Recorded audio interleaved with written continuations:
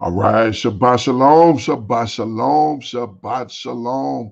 It is indeed the Sabbath afternoon.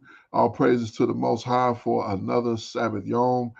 I'm thankful to be breathing alive and giving all praises, honor, and great esteem unto the Most High Power, Yahuwah, Ba'ashem, Yahushua HaMashiach, and to the 12 tribes of Israel who are scattered to the four quarters of the earth.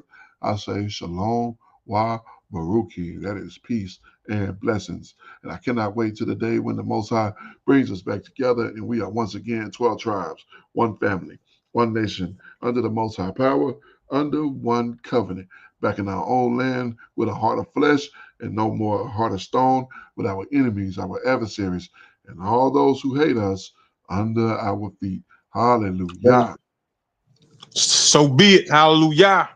Yes, indeed. You are live and direct with your Akazaki Yahoo on this Sabbath Yom, and I'm joined by my most esteemed Ak Kenanaya. Shabbat Shalom, Aki. Hey, Shabbat Shalom, Aki. Shabbat Shalom, Yasharal. Kwam Yasharala. Hallelujah. Rise, Israel. Rise. Yes, indeed, rise. All praises to the Abba. If you joined us last night, we were going through some video reviews. Well, we have a quad pack for you of review for today. All good information. This first video comes to us by our good brother from Truth Unedited. It is the reason why they do first day of the week worship rather than keeping the Sabbath. Why not just keep the Sabbath? Why instead do the first day of the week worship? Well, the brother gonna get into it, and we're gonna get through it here. Here we go. Okay, so you should be coming from part 14 of this series. These videos are a part of a topical series and should be watched from the beginning in order if you're going to understand what is being presented. So please, if you've not watched from part 1, please stop this video and start back from video 1. Okay, so in the last video, part 14, we went over the Maccabean revolt and the events that brought back a rededication to Yahuwah in Judea. We saw how the Yahudim rejected the Greeks and how much trouble the Greeks brought the Yahudim. These were some of the events that happened in Judea that separated the Hellenized sellout Yahudim from the true Yahudim in Judea. You see, there is so much confusion today based upon the scriptures because people lack information and understanding.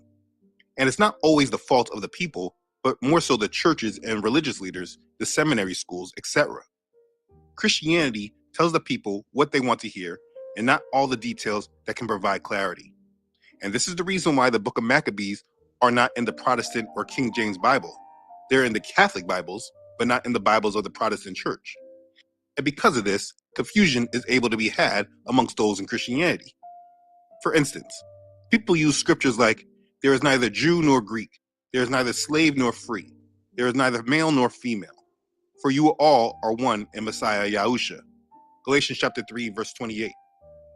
And people believe that this is talking about pagan Greeks that did not know Yahweh and serve Zeus. If the book of Maccabees was included in the Bibles, this misunderstanding would not be had because there would be more context and understanding of history. You see, when Paul was speaking of the Greeks, he was speaking about these scattered Yahudim all over that were called Greeks. That's why Paul, he didn't say Greeks and Romans, being that this was the period of time in the Roman Empire and he was a Roman citizen. He didn't say Greeks and Romans. He said Greeks because of who he was talking about. But if you're not properly taught the history and given understanding, you can make doctrines that are not biblically sound, but are believable because everyone around you is missing historical context. And this is precisely what has happened today. History is important. I have had recent discussions with people who have spoken against me for reading historical books. I want to make this clear that historical books do not ever take precedent over the scriptures. But knowing history is important, and it should never be frowned upon to understand the past. The events in the Bible talk about one people, who are Yasharel, because they are the only ones in covenant with Yahuwah. And so what is written in the scriptures is all about them. But right now, we are in a world that hates Yahuwah and have hijacked and oppressed Yasharel. Matter of fact, they even erased Yasharel's history and put in a whole other group of people as their replacement. And to add to my point, the world is not ruled by Yasharel. It is ruled by the intermingled children of Esau, and also heavily influenced by the children of Japheth. And if you don't understand their history and what they have done, you leave yourself to be deceived. As quoted from Winston Churchill, history is written by the victors. And so with that understanding, we know things from the victor's point of view. We do not know history from the perspective from those that lost many of the battles. Now also, the scriptures stop at a certain point in history in the 1st century. After the apostles who walked with Yahusha, we have a gap of history between when the religion of Christianity was created and us today. And that's a huge gap. So many people want to look at their faith and believe that they are in a biblically sound faith that has no influence. I was speaking with a pastor who has a sincere heart, and I believe that he truly loves Yah. But I also know that the hardest thing to do is admit that you were living in and surrounded by lies.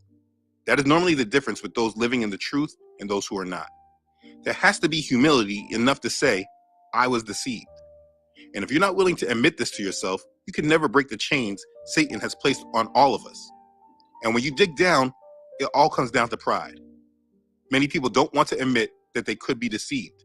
And this is a weakness that our enemy likes to exploit to his benefit. We are not without influence.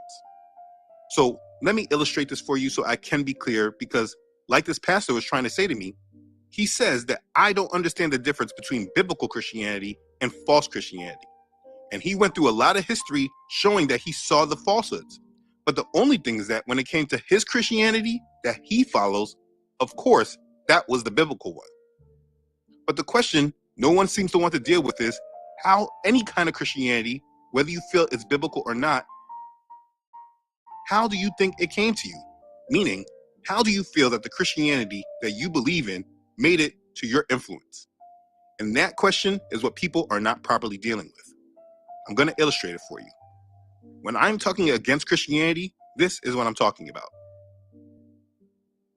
For me, you, or anyone, and let's just use the United States as an example, we will use this by illustrating a tree. Right now, I'm a leaf on a branch of a tree. What I'm going to do is lead you to the root. I was introduced to Christianity from my parents, specifically my mom. But it's not about her, but it's about the churches that she went to. We didn't just sit at home and read the Bible only. We went to church. In the United States, there are Christian churches everywhere, many different denominations, but mostly Protestant. Right now, I'm not speaking about the Roman Catholic churches. All these different denominations are different branches on the tree. Now understand, it does not matter the denomination. Most pastors, not all, but most, had to go to seminary or theology school to learn how to be a pastor. For me personally, I've never had a pastor that did not go to some form of seminary training. From the seminary training, they were taught how to understand the scriptures. But let's leave that out and just follow this path. Christianity in America did not get here by accident. Both the Roman Catholics and Protestants brought their version of Christianity to America. You would not be a Christian today without Christianity being brought here. Does that make sense? America very well could have been a Muslim nation, but it was the Christians who found this country and brought the religion here. The Roman Catholics were first, and the Protestants from England shortly after. And in America, the different Protestant denominations, like the Puritans, the Presbyterians, Baptists, Methodists, etc., they came here and spread their beliefs. And then there's other people that started new branches of denominations here, like the Pentecostal Church, the Seventh-day Adventists, Jehovah's Witness, etc. They all started here in the United States. But it would not have been possible without the Protestant church's influence bringing Christianity here in the first place. All these denominations come from the foundation of the Protestant church that they were influenced by. What I'm trying to explain is that there's a foundation. You would not be a Christian without the foundation that the Protestant church brought here. So leaving the Roman church alone for right now, the Christianity in America is from the foundation of the Protestants in England. So this branch of United States Christianity that I was influenced from is developed from a different branch that comes from Christianity in England. So we must take Christianity from America and bring it to England, which is why we have been trained to believe that the King James Bible is the only Bible that we should read. But Christianity in America is traced back to England, and they had the English Reformation. And most denominations here in America, like the Methodist and Presbyterian, were started in England. But this Christianity in England is also not without influence, so we must trace its roots. When we do this, we see it was spurred from the Protestant Reformation in Germany for Martin Luther. And this is a major branch of the tree. And it's split between other major branches like the Roman Catholic Church and the Eastern Orthodox Church. But the branch that I was influenced by in America is connected to the Protestant Reformation. And we know it was this event that transformed Europe in the 16th century, the Protestant Reformation I'm talking about. And this event influenced denominations across Europe, like Calvinism in Switzerland, and in Amsterdam, the Baptist denomination was created and later brought into England, all from the Protestant Reformation. Now, there are, of course, differences in certain doctrines, but nonetheless, they all come from the same root of the same tree. And that's what I'm illustrating here. But if you're not able to correlate that the Christianity that you have been influenced by has a 500-year span of history that started from the Protestant Reformation, you're just rejecting history. So, okay, if you follow these branches, this covers a 500-year span of history of how Christianity came to you. Got that? That's not debatable. You would not be calling yourself a Christian without this history, and it has a foundation. So if we track it further, the foundation of the Protestant Church is a foundation from the Roman Catholic Church. Now, I have proved this in the Hijacker series. I have walked the history down on the Protestant Reformation and proved it. The Roman Catholic Church is the foundation of the Protestant churches, except there were some differences, and the biggest change is the authority. There would be no Protestant church without the Roman Catholic Church and their spread of Christianity. So if you follow this branch of Christianity from the Protestants, you will see that it actually grows out from the Roman Catholic Church, from the trunk. So if you follow how Christianity got here and follow the branches, you are now attached to the Roman Catholic Church. And from this, we can track the history of the Roman Church back to the 6th century, when Pope Gregory I consolidated the lands controlled by the Pope's authority to the Papal States. We are here, right in the trunk of the tree. And if you just track that history up from the 6th century to the Protestant Reformation branch, that's another 1,000-year span of history of Christianity. But okay, now that we are in the trunk, as we go through the history of the Roman Catholic Church, as we go further back to, let's say, the 4th century to the Council of Constantinople, or even earlier when Constantine brought unity of doctrines in the Council of Nicaea, we are still in the main trunk, but getting closer to the roots, but we're still in the trunk. Now, what the Roman Church wants everyone to believe is that the roots of this tree of Christianity are from the church being built on Peter. But what an understanding of history does is it shows that there was a break of influence where Roman pagan converts broke away from the influence of the Yahudim apostles, and they began to take the authority, and they were the ones who created the religion of Christianity. You see, the roots of Christianity do not start with the Yahudim apostles. The roots of Christianity start from the early church fathers, and it was Satan who planted these early church fathers as seeds and let their influence grow. But due to the practice of syncretism, we discussed this in part 10, they were able to merge the Hebrew scriptures into this new faith of Christianity and make it seem like the roots starts with the apostles, but it does not. It's just a version of what the apostles were spreading, and that's why they're tares. They are seeds that grow at the same time as Yahusha's seeds, but when they are fully grown, we see the fruit that they produce are totally different, and that's why they're tares. Christianity is built from the root of tares, and they are attached to the seed that Satan planted. And those seeds are influenced by Greek philosophy, which goes back to the mystery religions of the pagan empires before it, like Persia and Egypt. It's why Christians focus on the Hellenized Greek name of the Messiah and the Hellenized Greek branding of the faith. So just follow all that history through, following the growth of the tree, and you can see where your influence stems from. And I challenge anyone who disagrees to clearly show what you think I'm missing. Separate the roots from the time of the scriptures and the early apostles and understand that there is a break in history that we are not educated fully about. And there was a time when others took control of the faith of the Hebrews and began to be the ones who spread it to the world. And if you follow it from these early church fathers to the Council of Nicaea, to the founding of the Roman Catholic Church, which later became the Holy Roman Empire, which then there was a split 700 years later, creating the Protestant Church. Now we're off the trunk and into a new branch, which then made it to England, a new branch, which then made it to America, making smaller branches, which then was taught to the Americans who live in this country and also taught to the slaves who were brought here. Bring it to this modern day, the Christianity that everyone knows. You would not know it if it was not for Rome. And it is what happened when this religion was created that I reject. It's not about false Christianity or biblical Christianity. It should not even be called Christianity. Someone decided to take the influence of the Greeks, and it was not the Yahudim. It was actually decided by the leaders of Christianity that they did not want any influence from the Yahudim. Christianity is a bait and switch. You think it's about the faith that the apostles spread that's biblical, but there is a mixture of leaven that the majority wants to ignore. And the thing is that I'm just exposing it. And the only way that is done is going to be through history. People can debate doctrines all day long, but if you don't look at how you became influenced by something and recognize that it's possible that you were steered by your enemy, you will always be a tool for your enemy. Some people just don't want to go as far as I am because they feel it's dangerous or radical. It's hard for them to recognize that the whole foundation is tainted, because that means that everything you were about and doing for a majority of your life was tainted. All your degrees, all your training, all the influence you had, the people you introduced to the scriptures, they all had leaven. And the thing is that instead of making it about the ultimate truth, it's easy to just ignore it and make it about me, the one who's exposing it. And I get it, but it does not change the truth. It just determines what side of it you are on. Many of you choose to be comfortable rather than an enemy of this world. Because you know what? You do not really know what our Messiah truly meant when he says the world will hate you until you start going against Christians. I have never experienced the kind of hate and people looking to come against me until I spoke against Christianity. When you go against Christians, none of them walk in those fruits of the Spirit like they like to proclaim.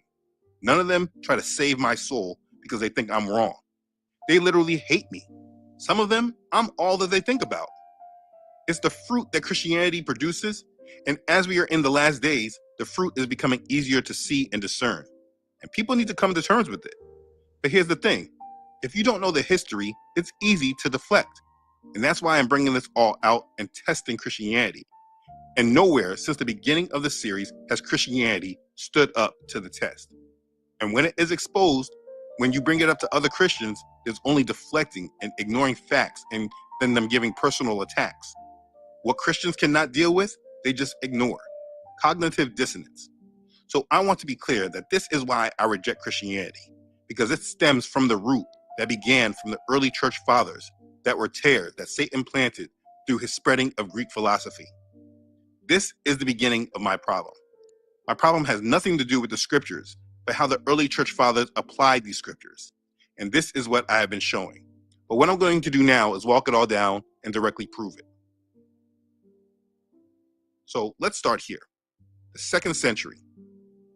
All the apostles are now deceased, and the faith known as the way is being spread. This is the beginning of the root that's beginning to grow. The apostles went to all the synagogues spread around Asia Minor to speak the truth about repentance and the kingdom of Elohim that was coming. They told everyone about what happened with the Messiah and how he was raised from the dead. Now let's be clear that I am not saying that there was not sincere and true followers that converted and truly followed the way. That's not what I'm saying. I'm just saying that the influence that Christianity is based from does not include and does not come from that influence. They suppressed that other influence.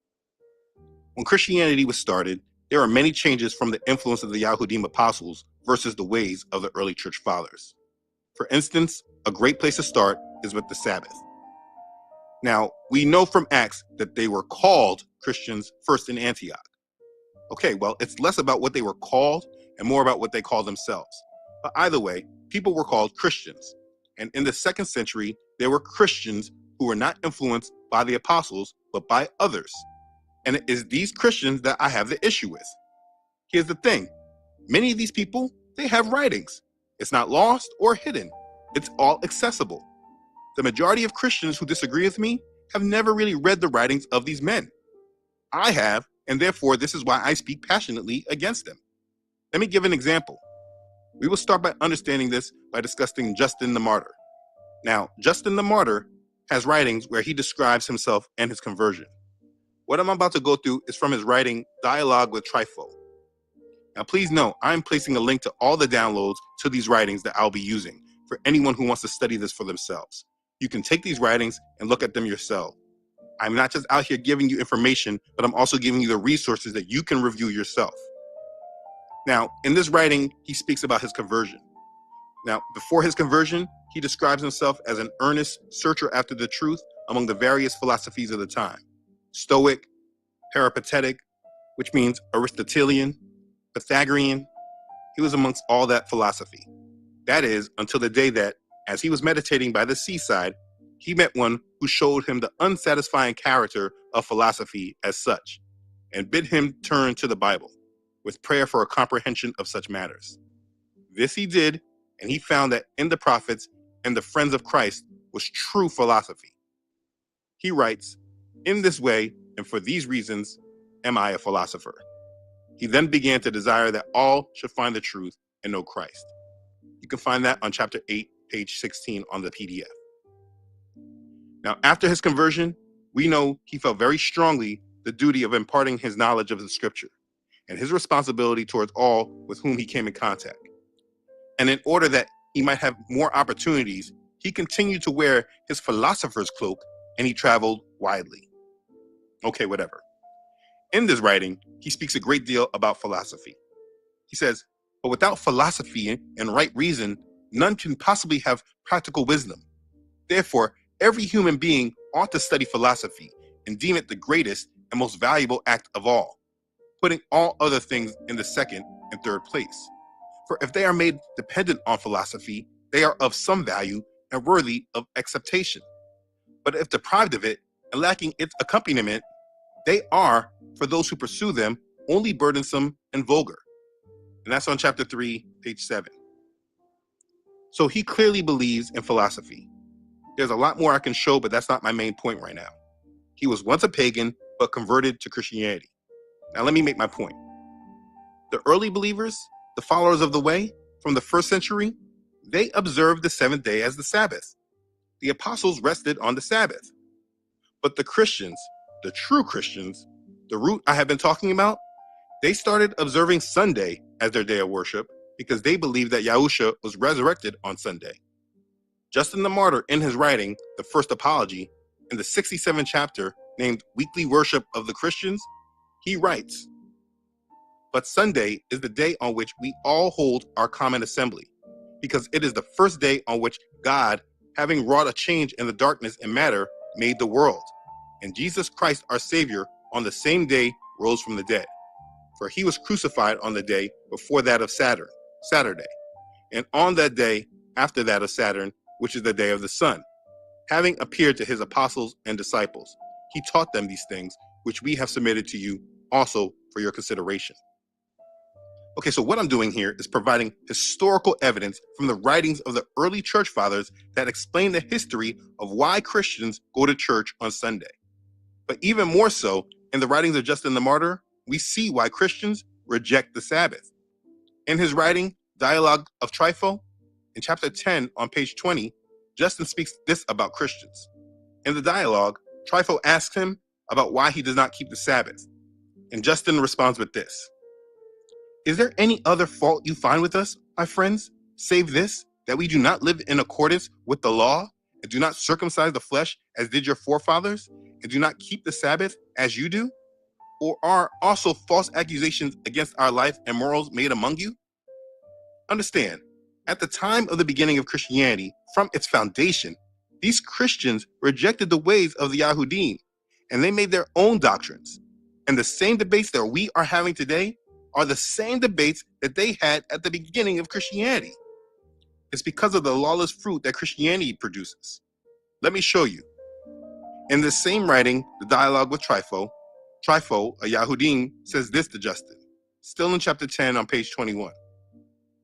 "But we are especially at a loss about this, that you, saying you worship God and thinking yourself superior to other people, separate from them in no respect, and do not make your life different from the heathen, in that you keep neither the feast, nor the Sabbaths, nor have circumcision, and, moreover, though you set your hopes on a man that was crucified, you yet hope to obtain some good from God, though you do not do his commandments.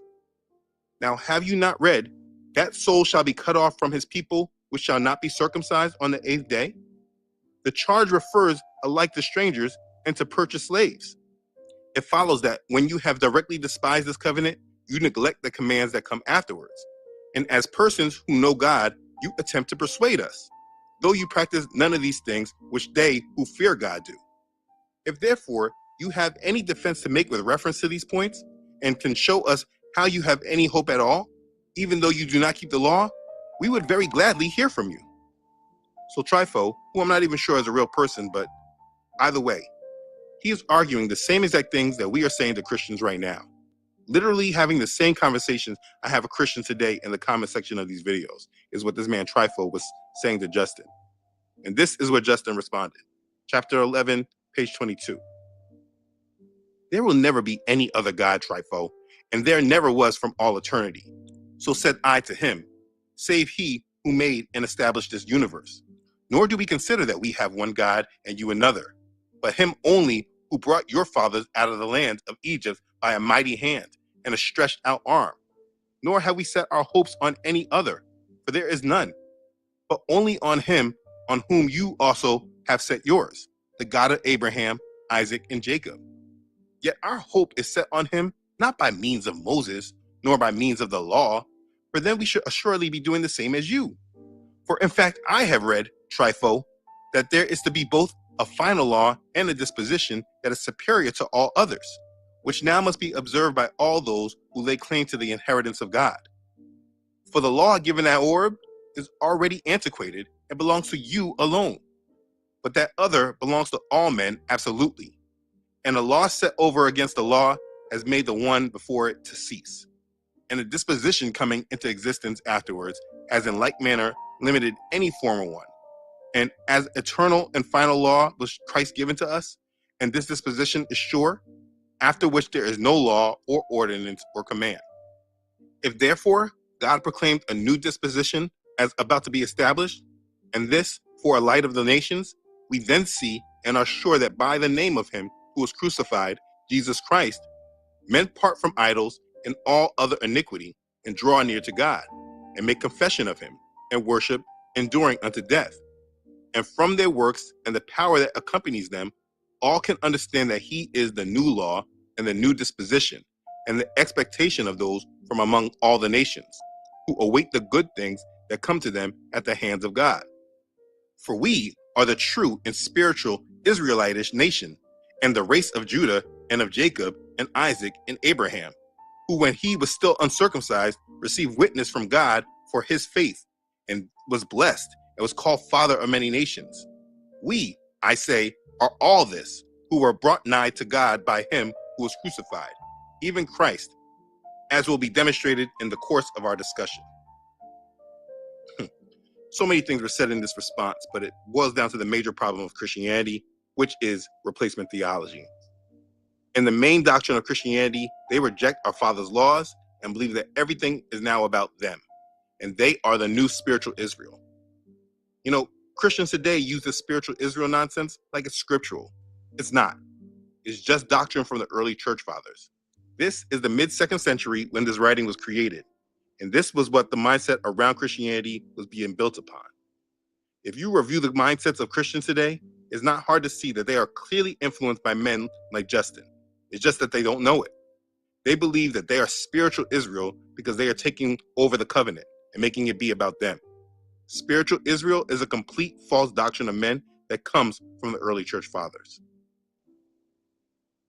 In Justin's writings, he taught that God, as he refers to him, God instituted the keeping of the Sabbath for Israel as a sign because of their unrighteousness. He states that it was never intended to be moral law. He taught that the observance of the Sabbath was a denial of the new covenant. The new law required a perpetual Sabbath. In chapter 12, page 25, he writes, "A second circumcision is now necessary, and ye are making much of your flesh. The new law wishes you to keep Sabbath all the time, and you think you're acting piously by being lazy for one day, not considering the reason why it was commanded you. And if you eat unleavened bread, you say you have fulfilled the will of God? It is not in these things that our Lord takes pleasure. If any among you is a false swearer or thief, let him cease. If any adulterer, let him repent. Then he has kept the delightsome and true Sabbaths of God. If any has not clean hands, let him wash, then he is clean." He is talking about morals instead of the Torah. If you remember, this was discussed in part 12. And this is the foundation of Christianity. And people believe this today. They believe that keeping the Sabbath is about doing what's morally right. This was from the mindset from the 2nd century. They justify why they don't keep the commandments, and they believe this is what the God of Israel desires. They do not know him. And what I'm proving here is that the reason why Christians, they go to church on Sunday and reject the Sabbath is not from actual biblical doctrine that comes from the apostles. No, there is no doctrine in the scriptures for the rejection of keeping the Sabbath. The doctrine actually comes from the early church fathers' doctrines that have been passed down through Christianity. And Justin the Martyr, he proves it. This goes to the discussion about the 8th day. He believes that the 8th day possessed a certain mysterious meaning, which the 7th day did not possess, and which was put into law by God. In the same writing, Dialogue with Trypho, in chapter 24, page 29, he says, "This too I could therefore prove to you, gentlemen. I said that the 8th day had a certain mystical meaning which was proclaimed by God by these means, rather than the 7th. You see, he believed that Yahuwah saving 8 people on Noah's Ark signified the relationship between the number 8 and salvation. He believed that Yah's instruction for Israel to circumcise their boys on the 8th day was a literal command picturing the future Christian circumcision of the heart. And now they recognize Sunday as a new 8th day. This is all philosophical thinking. When you hear people use numbers like this, especially talking about their mystical meaning, they're going back to the philosophy of Pythagoras. In chapter 41 on page 82, he writes, "For the first day of the week, the first indeed of all the days that ever were, is further called the 8th, according to the number of all the days of their cycle, and thus it ever remains the first." I don't know what he's talking about, but that's what he believes. And more of them believe this too. Clement of Alexandria in the 2nd century, in his writings, first off, he clearly speaks about how he blends Greek philosophy with the Christian faith. But not to get off track with it, let's deal with what he said about the 8th day. Towards the end of the 2nd century, he went as far as to claim that in Plato's writing, The Republic, Plato himself had prophesied the significance of the Christian 8th day. He basically prophesied of it. On page 777 in the book Stromata or Miscellanies, Clement of Alexandria writes, "And the Lord's Day, Plato prophetically speaks of in the 10th book of the Republic, in these words, and when 7 days have passed to each of them in the meadow, on the 8th they are to set out and arrive in 4 days." You see, this is what they believe. They have changed the Sabbath to what they call the 8th day. Now, they've masked this by not calling it the 8th day, but they call it the Lord's Day. And it just so happens that the Lord's Day is on their Sunday. And this is what the foundation of Christianity is built upon. And we all know this because Christians all go to church on Sunday, but nobody really knows why. You see, Christians, they don't observe the Sabbath. What they do is they keep what they call the Lord's Day. And if you don't believe this, let's look at the catechisms of the Roman Catholic Church, where the roots formed into the trunk of the tree. In the catechism, number 2174, it writes, "Jesus rose from the dead on the first day of the week. Because it is the first day, the day of Christ's resurrection recalls the first creation. Because it is the 8th day, following the Sabbath, it symbolizes the new creation ushered in by Christ's resurrection.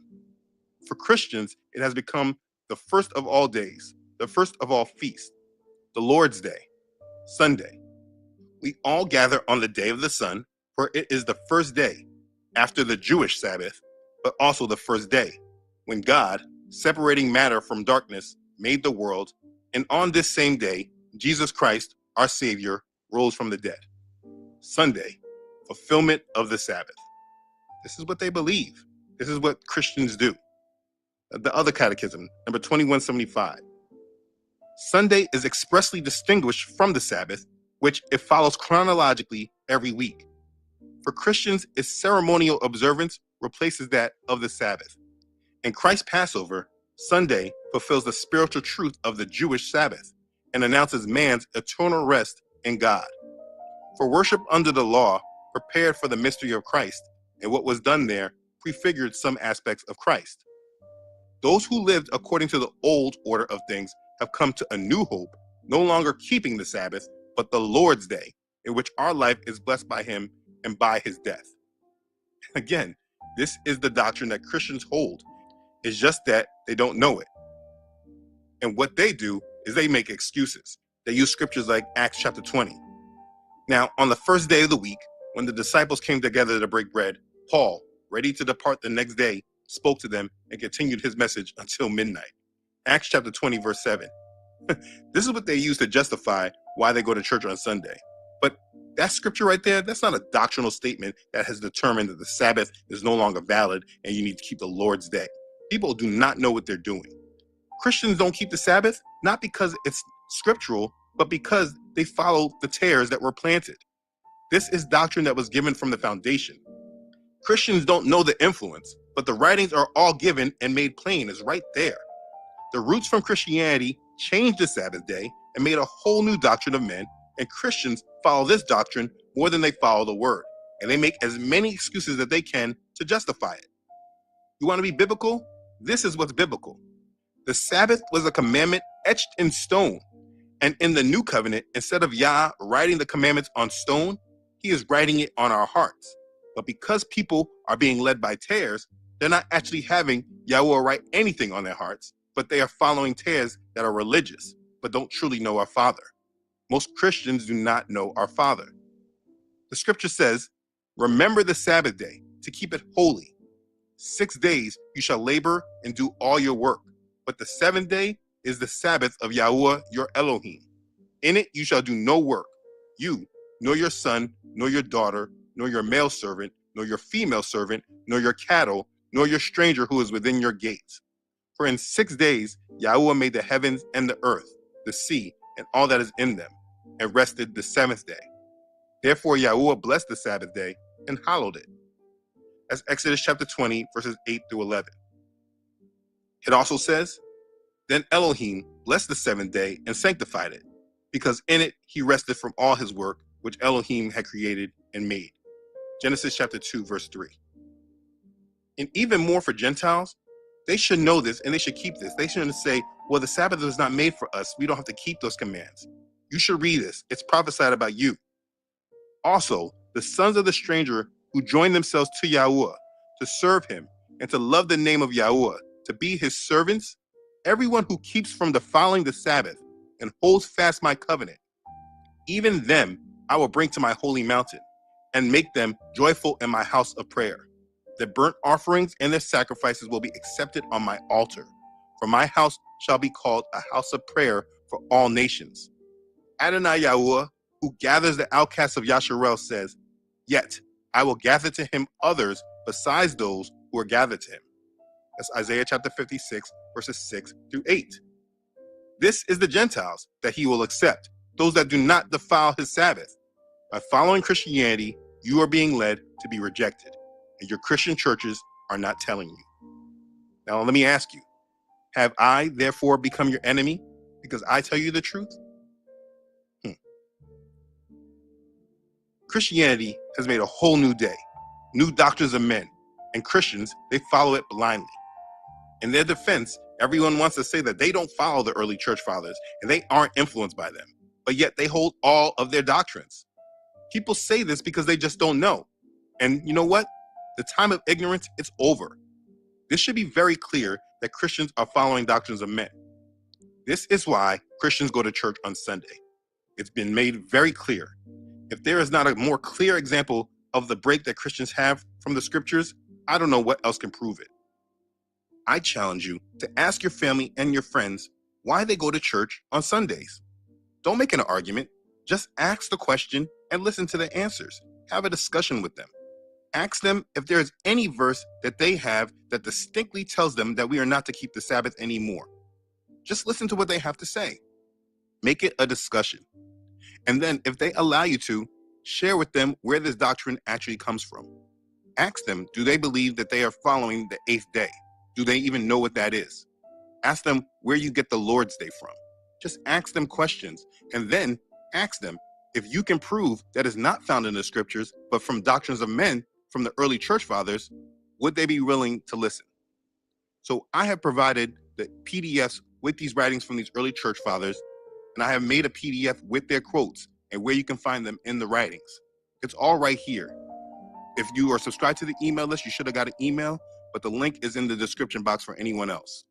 If someone sincerely wants to understand, it's all documented. The homework is done, and I hope it breaks many chains. All right, all praises to the Most High. Interesting, very good information. To think that the root of that tree, if you were a Christian, you're going back to Rome. You are going to Rome. It does not matter what denomination you are. It does not matter, because the path ultimately reaches back to Rome. The same Romans who stole our stuff and holding our things that are important to this nation, this people, and it boils down to them. So they've gone about their own doctrine. They had every opportunity to do it the right way. Instead, they chose to do it the way that they did it, and they could have taken the information from the Yahudim and followed that, and we would have had a right version of what we know as Christianity. But it's not that. Instead, it's what you see, it's what you have.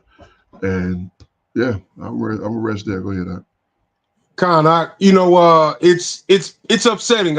It's upsetting to say the least to understand the history, knowing that our enemies tried to make it to where we weren't keeping the Sabbath back in the Maccabean times, and how we fought to keep what was commanded of us, that the Most High commanded our ancestors or commanded the people. We fought to do that, and fast forward to where we're at now, where many people who profess to be believers are okay with going along with what Rome had to say. Exactly. Rome continued to be an enemy of the Most High and the children of the Most High. With them, because we can clearly see, if we were to find those papal bulls, those laws that the Pope put into existence outlawing the Sabbath. This was something that continued to do, and now it's just like a way of life for so many people who profess to be believers. Right. Then when we try to enlighten them about this, he's right. They don't try to save us. They just hate us. Yeah. They just hate us for telling them the truth. Yeah. They Hellenize. They show that Hellenization, and they happy to be Hellenized. They don't even want an option to not be Hellenized. They enjoy the fact that that's what it is. But it's very sad, and yeah, you're right. It's upsetting too as well. But sadly, Most High willing, we'll be up out of this thing and to where He really wants to be, and not, trapped in this falsehood and this false reality. So, you got anything else on that? All praise to the Most High, man, for revealing the truth to us, man, and putting us back in His way. Indeed, all praises, indeed. Yeah, that's the important thing, is that we're able to come about of this thing, and get it the right way, get it how it's supposed to be. That's the goodness of the Abba. So our next video comes to us from Black Stories Untold. This is the so-called black man who terrified the KKK. He had them shook, and they did everything they could against him. But let's get to it, and let's get through it.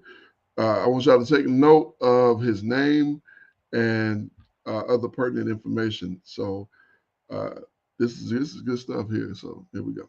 North Carolina, 1955. The Ku Klux Klan has just finished their rally, and now they're doing what they've always done. Riding through black neighborhoods to terrorize families who've lived here for generations. The local police look the other way, while the government pretends it isn't happening. This was just another night in the segregated South, where wearing a white hood meant you could get away with murder. But in Monroe, something different was about to happen. Something that would shake the very foundation of how Black Americans fought for their rights. You see, while Dr. Martin Luther King Jr. was preaching nonviolence in Alabama, one man in Monroe looked at those burning crosses, those night riders terrorizing his community, and decided enough was enough. His name was Robert F. Williams, and his story isn't your typical civil rights tale. Robert was a Marine veteran who came home, looked at the terror in his community, and did something that nobody thought was possible at the time. He armed his people. He organized 60 men, trained them for self-defense, and famously stated, "Nowhere in the annals of history does the record show a people delivered from bondage by patience alone." Considered a hero to many, Robert's story all started with a simple question: what happens when the oppressed refuse to be victims of the system? Robert Franklin Williams was born on February 26, 1925, in a world shaped by the shadows of slavery. His grandparents, who had lived under the whip and chain, made sure he never forgot what that meant for him. Growing up in Monroe, their stories were filled with warnings about what could happen if Black people couldn't defend themselves. Robert witnessed this truth firsthand at age 11. When he saw a police officer brutally beat a Black woman on Monroe's main street, the officer dragged her bleeding body along the pavement to jail, leaving a trail of blood as her screams echoed across the street. It was a public spectacle meant to remind the Black community of their vulnerability and inferiority. That image would be burned in young Robert's mind forever. But Monroe in the 1930s wasn't much different from the world his grandparents knew. It may have been 70 years since the end of slavery, but the heavy chains of oppression weighed heavy in the air. It was still a prison for Black people, just with different chains.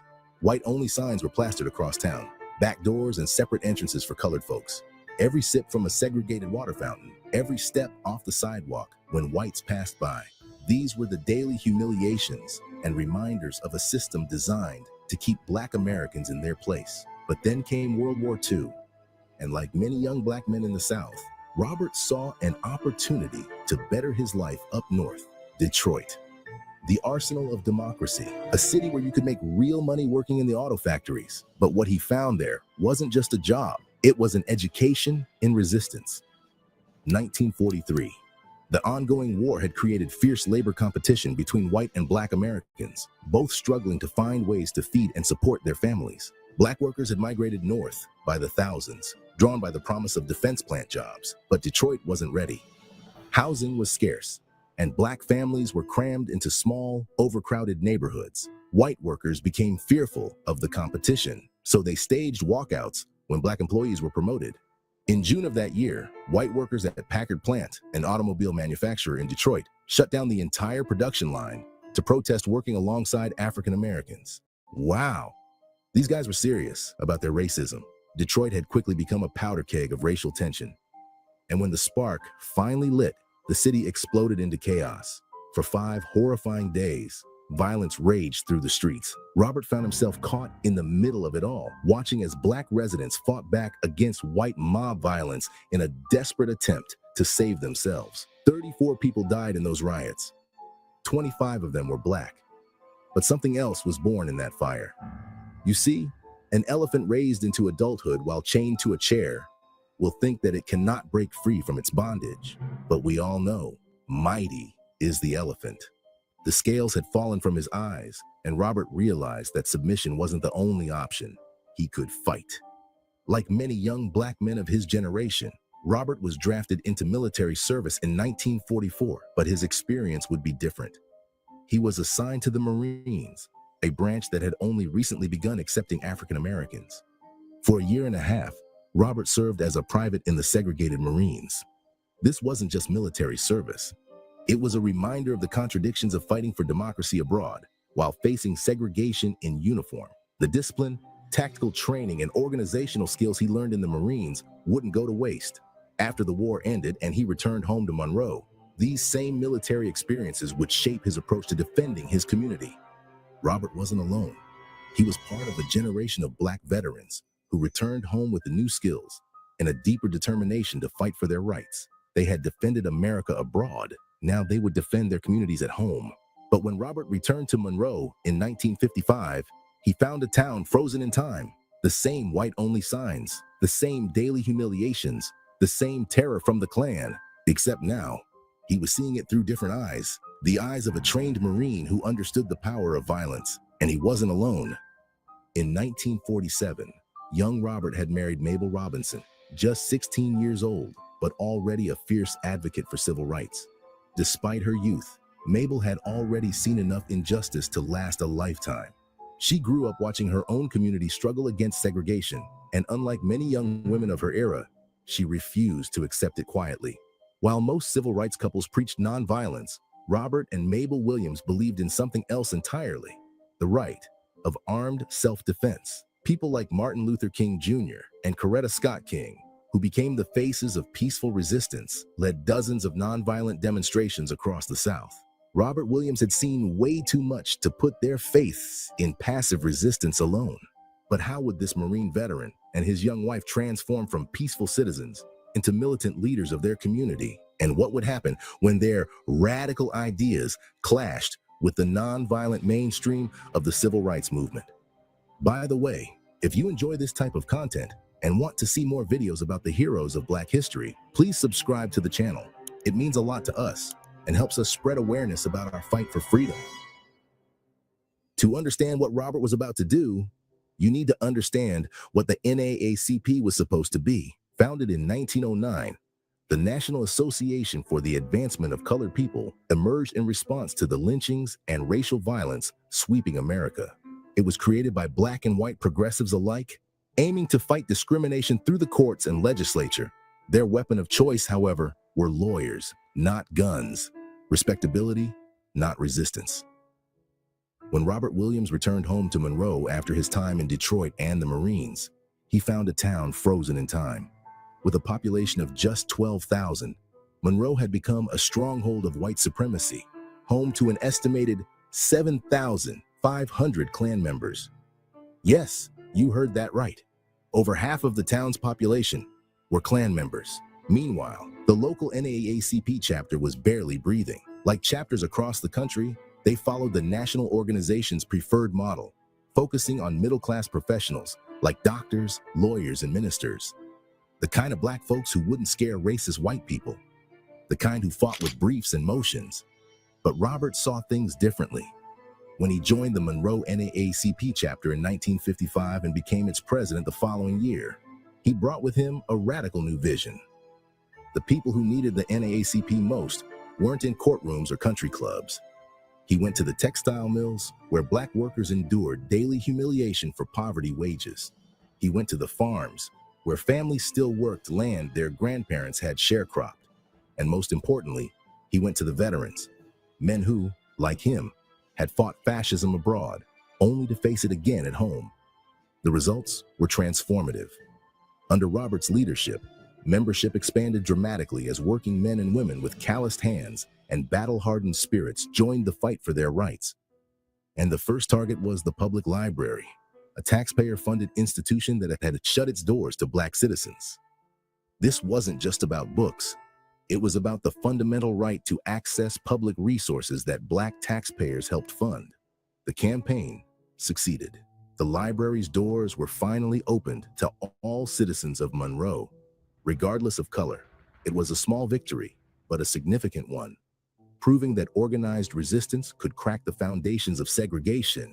But as Robert and his followers would soon learn, some victories come with a violent backlash. In 1957, Robert led the fight to integrate Monroe's public swimming pool. The math was simple. Black taxpayers had helped pay for that pool, but their children couldn't swim in it. How absurd was that? Following the NAACP's traditional playbook, they started with peaceful demonstrations. NAACP members formed picket lines around the pool.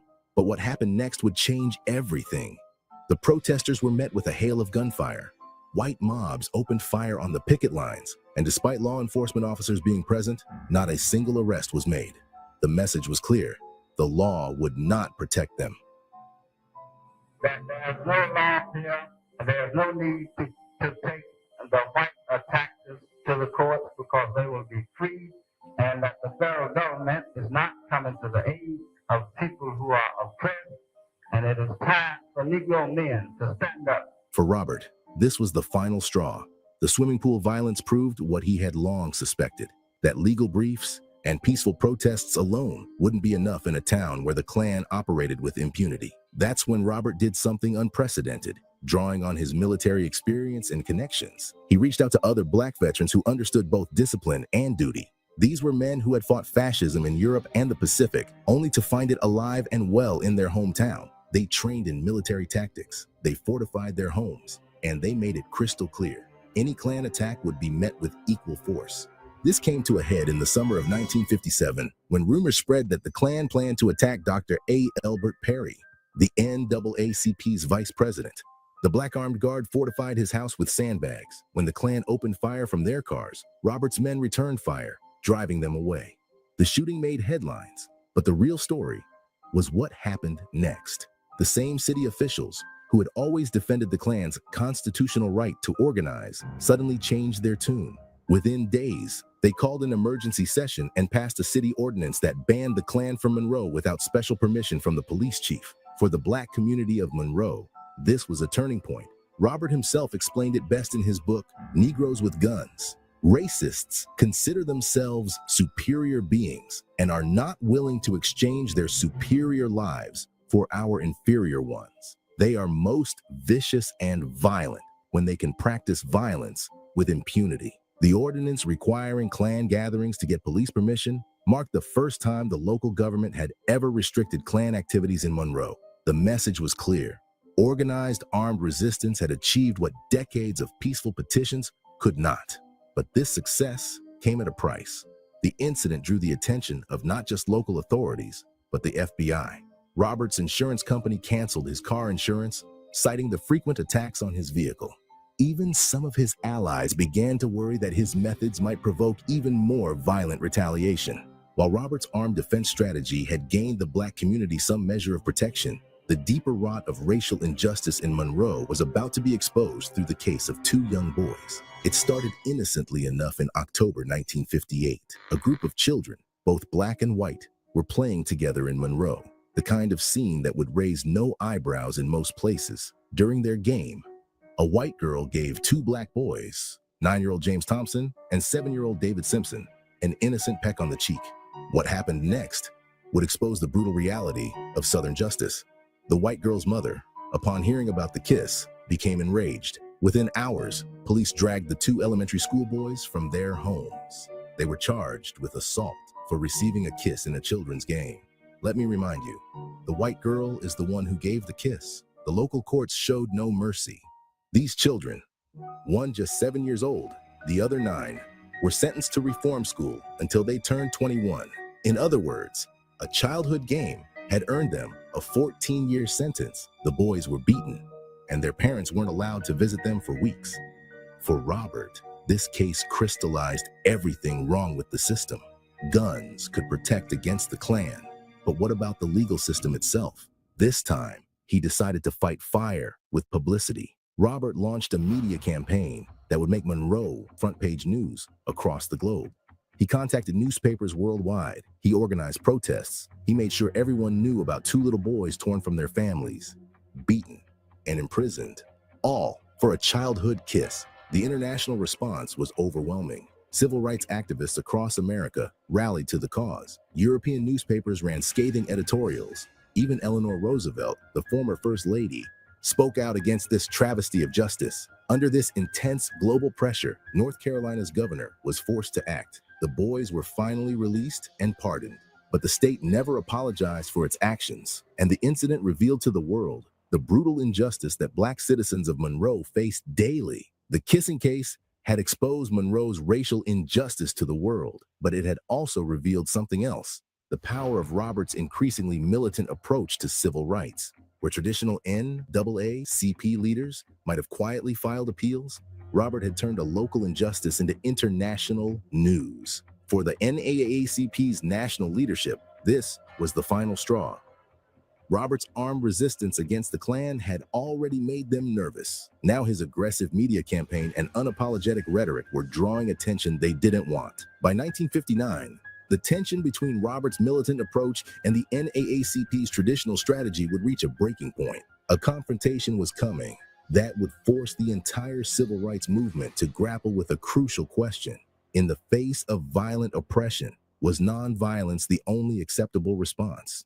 By 1959, Robert's confrontational approach had put him on a collision course with the NAACP's national leadership when he publicly responded to a Monroe court's decision to acquit 2 white men of raping a pregnant black woman. His words would ignite a firestorm. Standing on the courthouse steps, Robert declared that if the courts wouldn't protect black citizens, they would have to protect themselves. The NAACP leadership, committed to their nonviolent approach, suspended him from his position. But Robert wasn't done. If anything, the split from the NAACP freed him to pursue even more militant strategies. Through 1960 and early 1961, the tensions in Monroe continued to simmer.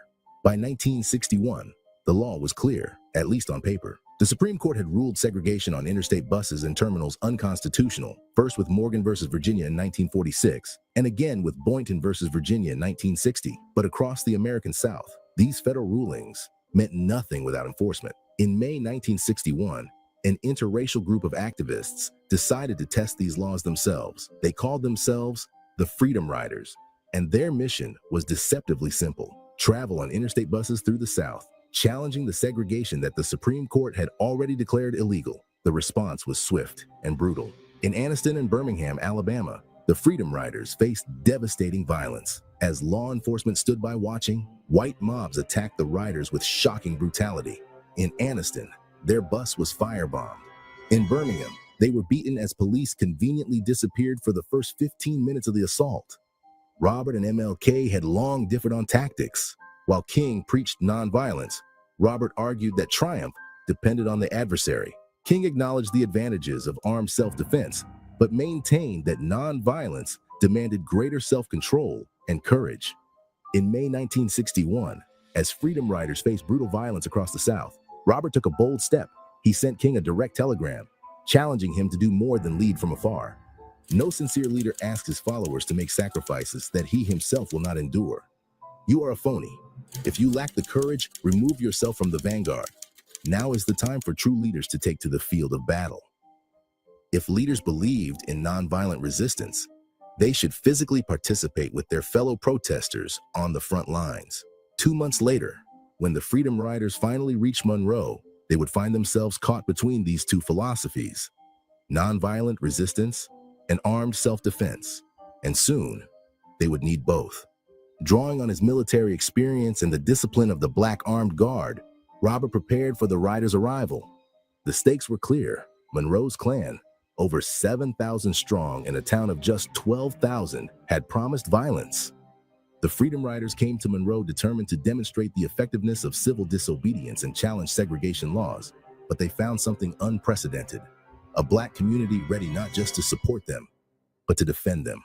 For 2 weeks, the protests continued, but as hostile white observers gathered, the situation grew increasingly tense. The riders, recognizing the danger, called for the aid of the Black Armed Guard. Then, on August 27th, violence erupted. White supremacist mobs attacked the riders and caused chaos in the local neighborhood. In the midst of this turmoil, a white couple driving into the area found themselves caught in the chaos. What happened next would change everything. Robert, seeing the couple in danger, rescued them and brought them to his house for safety.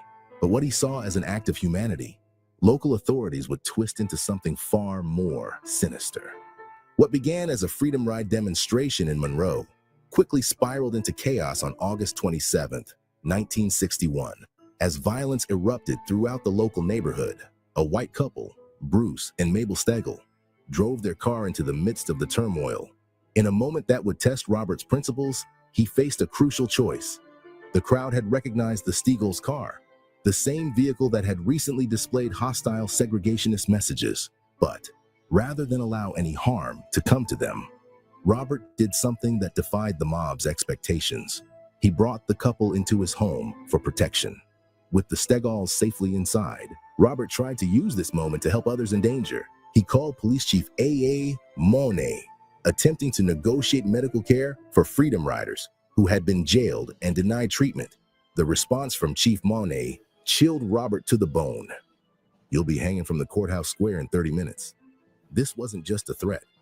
In Monroe, it was a real possibility. White police authorities were already working to frame Robert's protection of the Stegals as a kidnapping. Despite the fact that the couple never reported any abduction after leaving his house, the propaganda was already being made. Within hours, the situation had transformed. This wasn't just another confrontation with local authorities. The FBI issued a warrant in Charlotte, charging Robert with kidnapping, despite the fact that the Stegals never reported any abduction after leaving his house. Facing false kidnapping charges and the very real threat of violence, Robert and his wife Mabel were forced to make an impossible decision. They fled Monroe, beginning a journey that would take them first to Cuba by way of Canada and Mexico. But exile didn't silence Robert. It amplified his voice. In Cuba, with Fidel Castro's approval and government assistance, he established Radio Free Dixie in 1962. This groundbreaking program, which aired in the US and Canada, combined jazz and blues with sharp commentary on the American government. That same year, Robert published his seminal work, Negroes with Guns. The book detailed his experiences with violent racism and laid out his fundamental disagreement with the nonviolent wing of the civil rights movement. His words would later profoundly influence Huey P. Newton, founder of the Black Panther Party. After 5 years in Cuba, Robert's journey continued. He traveled throughout Asia and Africa, speaking out against racism, colonialism, and the Vietnam War.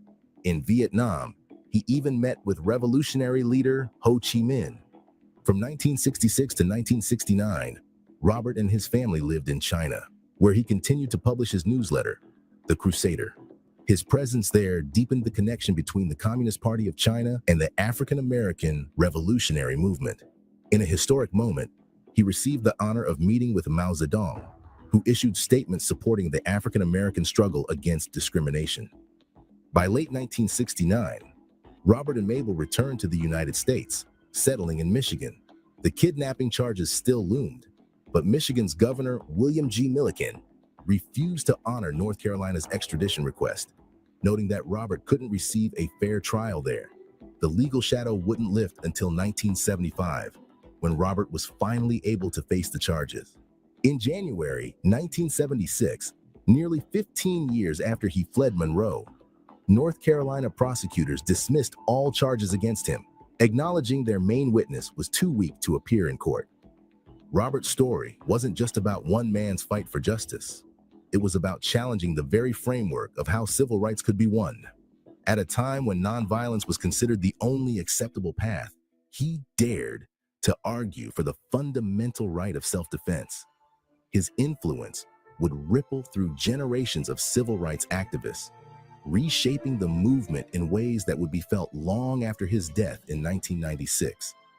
At his funeral, Rosa Parks delivered the eulogy, praising him for his courage and for his commitment to freedom. Her words captured what many had come to understand, that Robert F. Williams had forced America to confront difficult questions about resistance, self-defense, and the true meaning of civil rights.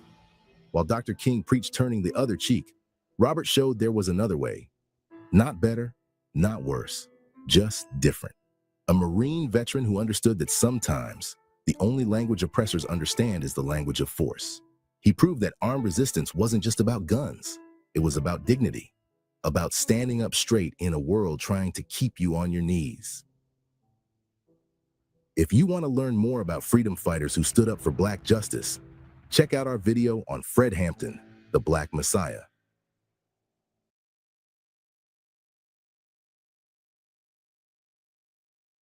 Yeah, that's definitely one we got to check out. This was an interesting video. Robert F. Williams, Monroe, Louisiana. And then he moved to, Charlotte?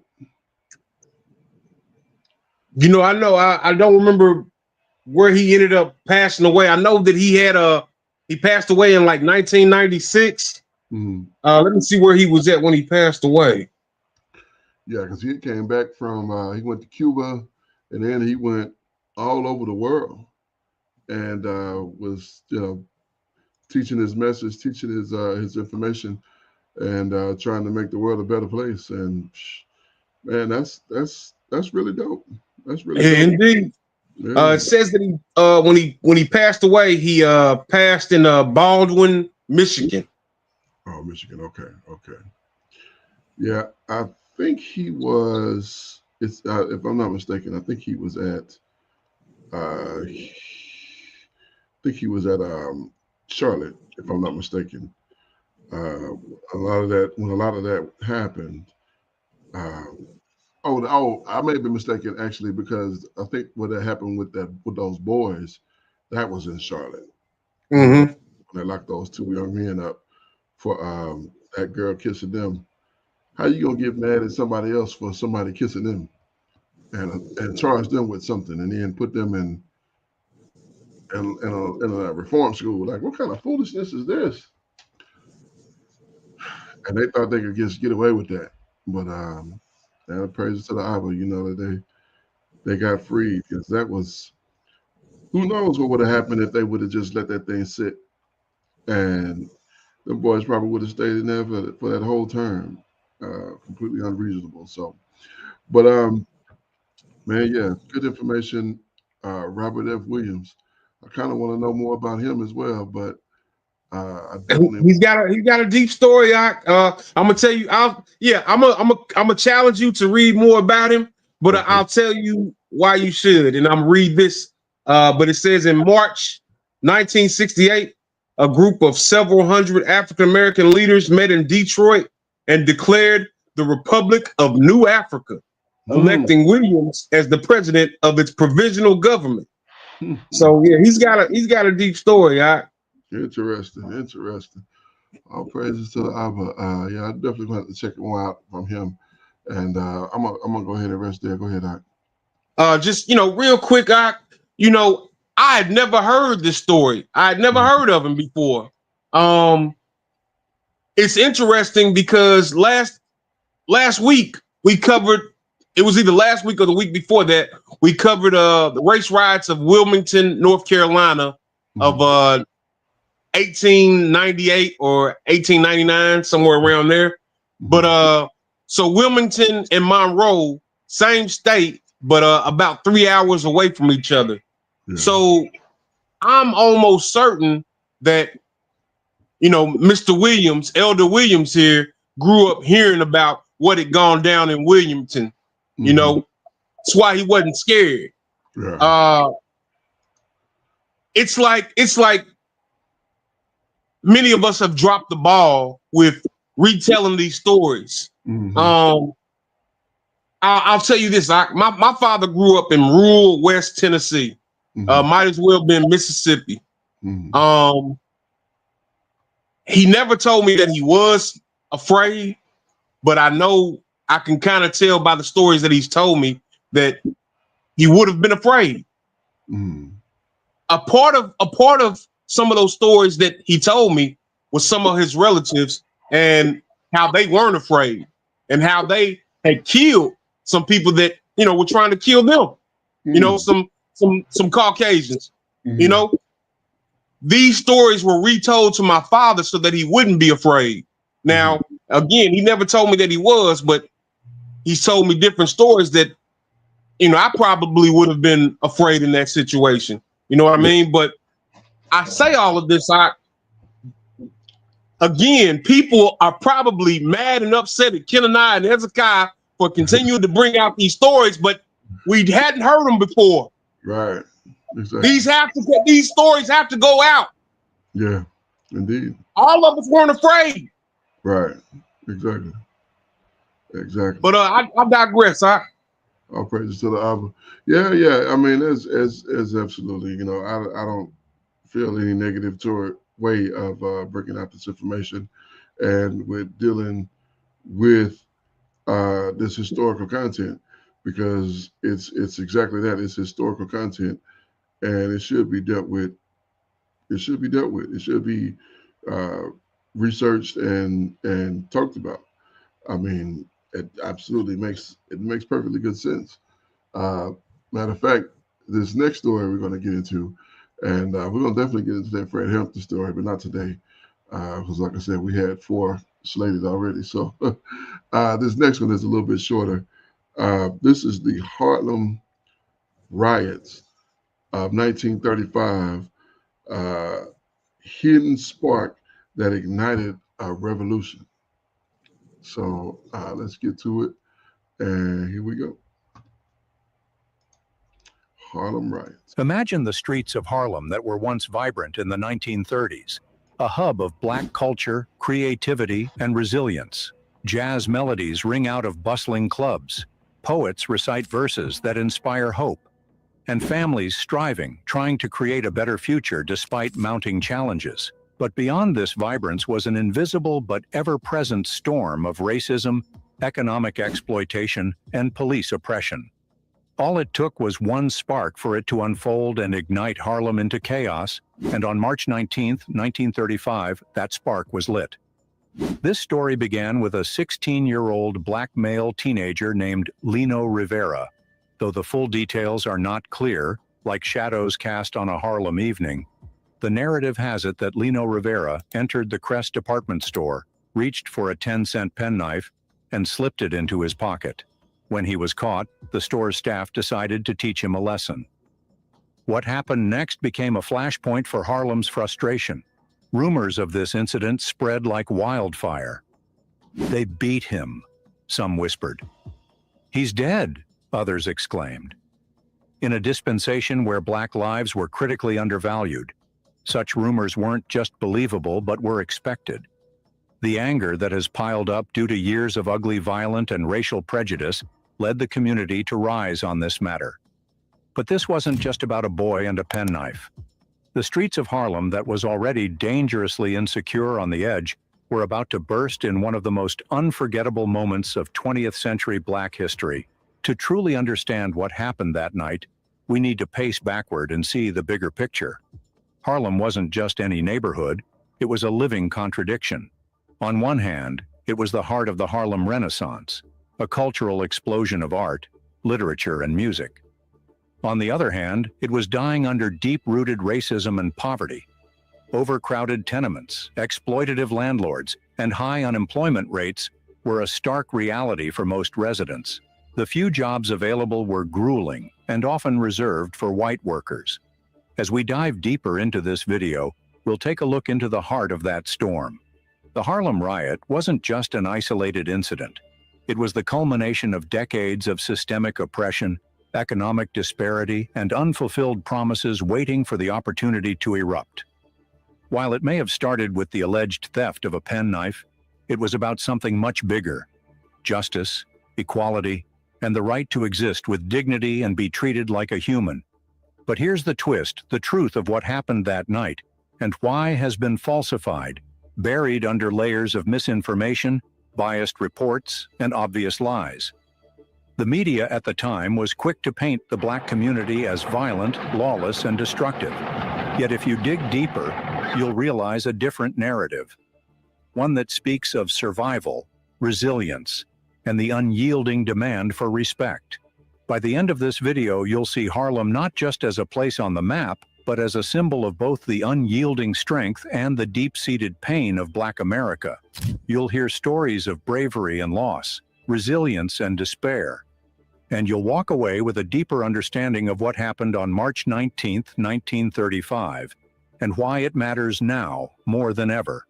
Now let's dive into Harlem, 1935, and see how one fateful night changed the narrative. Harlem wasn't just another neighborhood in New York City. It was a unique and complex environment.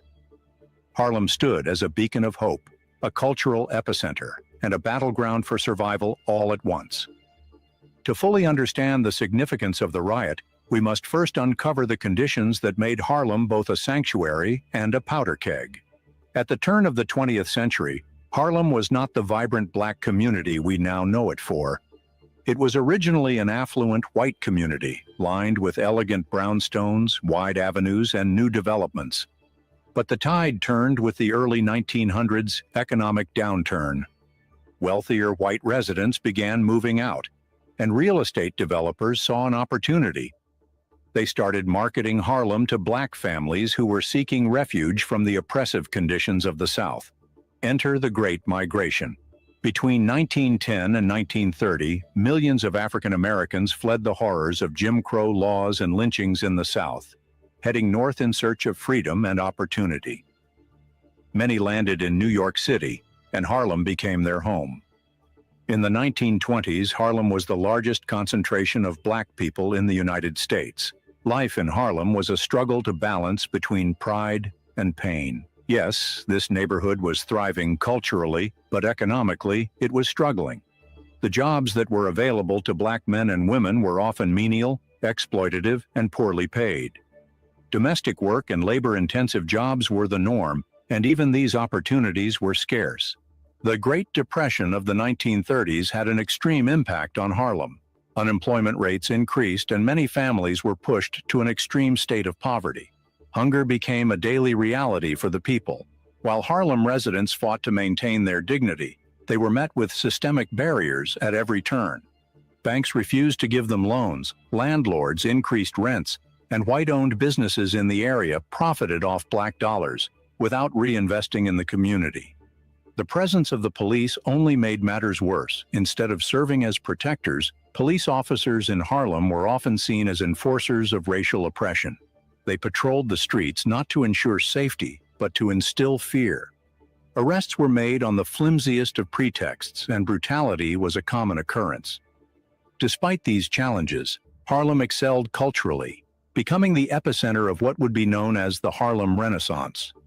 From the 1920s to the mid-1930s, the neighborhood gave birth to a wave of artistic, literary, and musical innovation that captivated the world. The likes of Langston Hughes, Zora Neale Hurston, and Countee Cullen penned works that celebrated Black identity and resilience.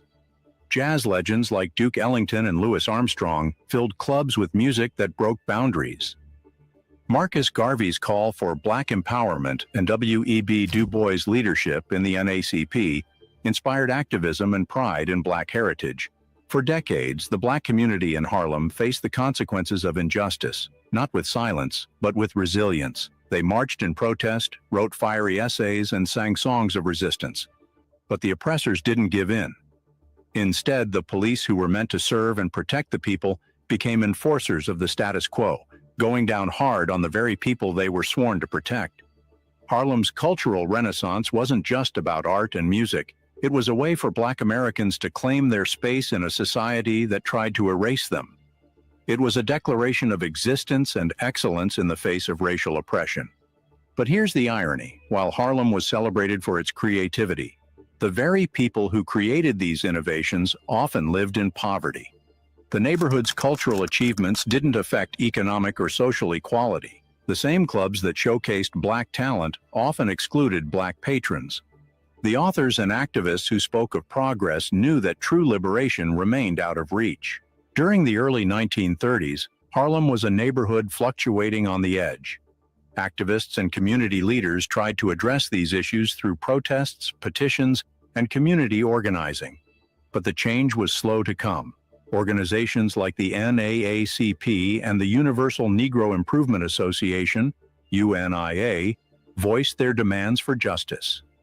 Harlem's residents were not passive, but were keenly aware of their oppression and actively sought ways to resist.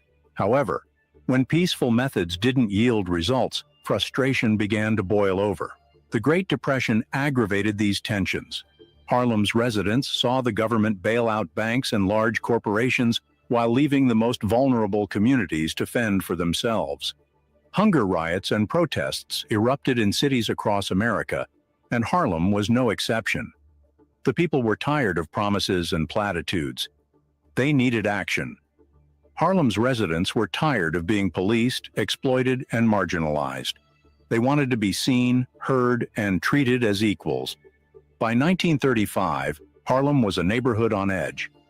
The pressure of systemic racism, economic exploitation, and police brutality created an atmosphere ready to burst open. All it needed was a single spark, a moment that would push the community past its breaking point. That spark burst on March 19, 1935, when the incident about Lino Rivera at the Crest department store sparked up decades of frustration. The Harlem Riot was a result of years of compounded injustice. It was the cry of a community that had been ignored for far too long. But this riot wasn't just chaos, it was a a declaration that Harlem's residents would no longer suffer in silence. But how did this single event become a turning point, not just for Harlem, but for the broader fight for racial justice in America? In the 1930s, Harlem, the police were more enforcers of racial control and less protectors of the community. The NYPD's treatment of black residents was not only discriminatory, but also brutal. For many, encounters with the police did not end with justice, but with humiliation or violence. Black residents were criminalized for minor infractions, or none at all, while white residents committing similar offenses often faced little to no punishment. This double standard caused resentment and fear and made the police a symbol of oppression rather than community protection. To make matters worse, the legal system did not offer substantial support. Complaints against police brutality were constantly reported, and officers were rarely held accountable. For Harlem's residents, justice was not blind, it was deliberately absent. At the heart of Harlem's struggles was economic disparity. While the neighborhood was celebrated for its cultural contributions, its residents faced staggering levels of poverty. Black workers were often relegated to the lowest-paying, most unstable jobs, such as janitorial work, domestic service, and manual labor. Even these opportunities were scarce, and unemployment rates in Harlem soared during the Great Depression. Exploitation went beyond the job market.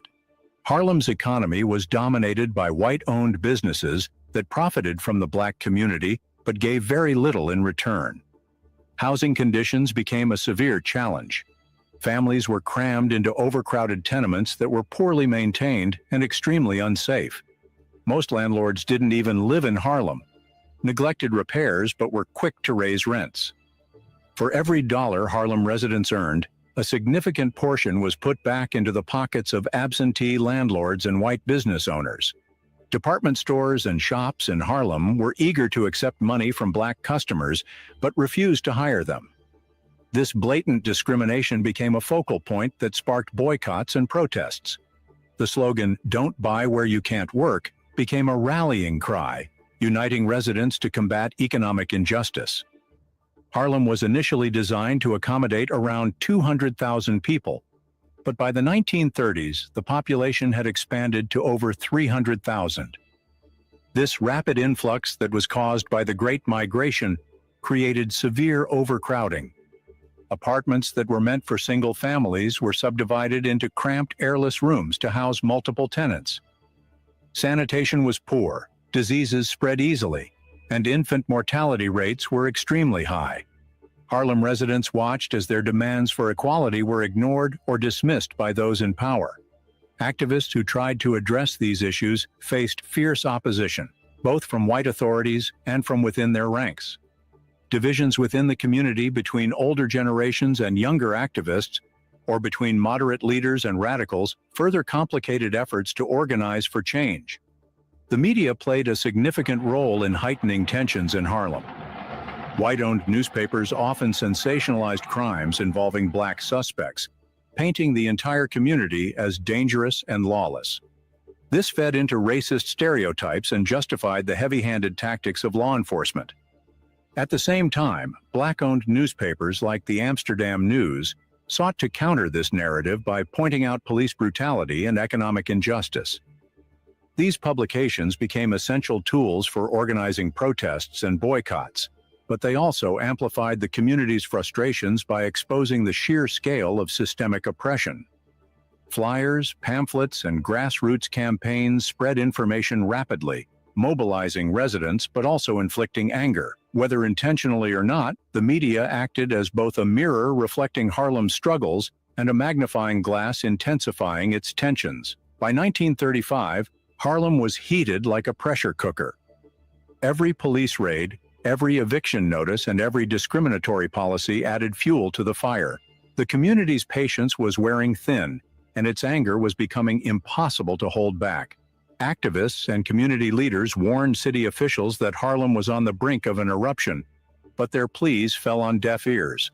What made the situation even more volatile was the community's sense of unity. Despite their struggles, Harlem's residents were deeply connected. bounded by a shared history and collective grievances. This unity meant that when the spark finally came, the response would be swift, widespread, and impossible to ignore. March 19, 1935. It was an ordinary day in Harlem, or at least it seemed so at first. The streets bustled with activity as residents went about their normal routine, weaving through a maze of street vendors, storefronts, and music-filled air. Beneath this normal atmosphere, the community was on the edge, burdened by years of systemic inequality and the constant specter of police brutality.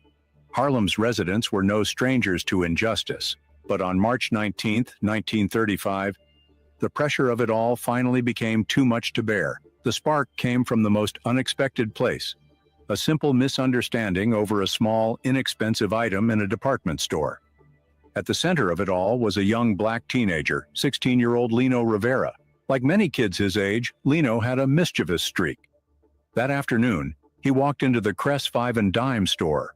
It was a popular white-owned business in Harlem. A small penknife was on display, worth just 10 cents, a trivial item, but one that would soon trigger a monumental event. The streets of Harlem are an amplifier for the news. Passers-by shared whispers of the incident. Shop owners shared second-hand accounts, and flyers quickly circulated, fanning the flames of anger. By the time evening fell, the story of the boy killed in the Cress store had reached every corner of the neighborhood. This was not just about Lino Rivera. His alleged mistreatment became a symbol of the rooted oppression and racial inequality that Harlem's residents went through daily.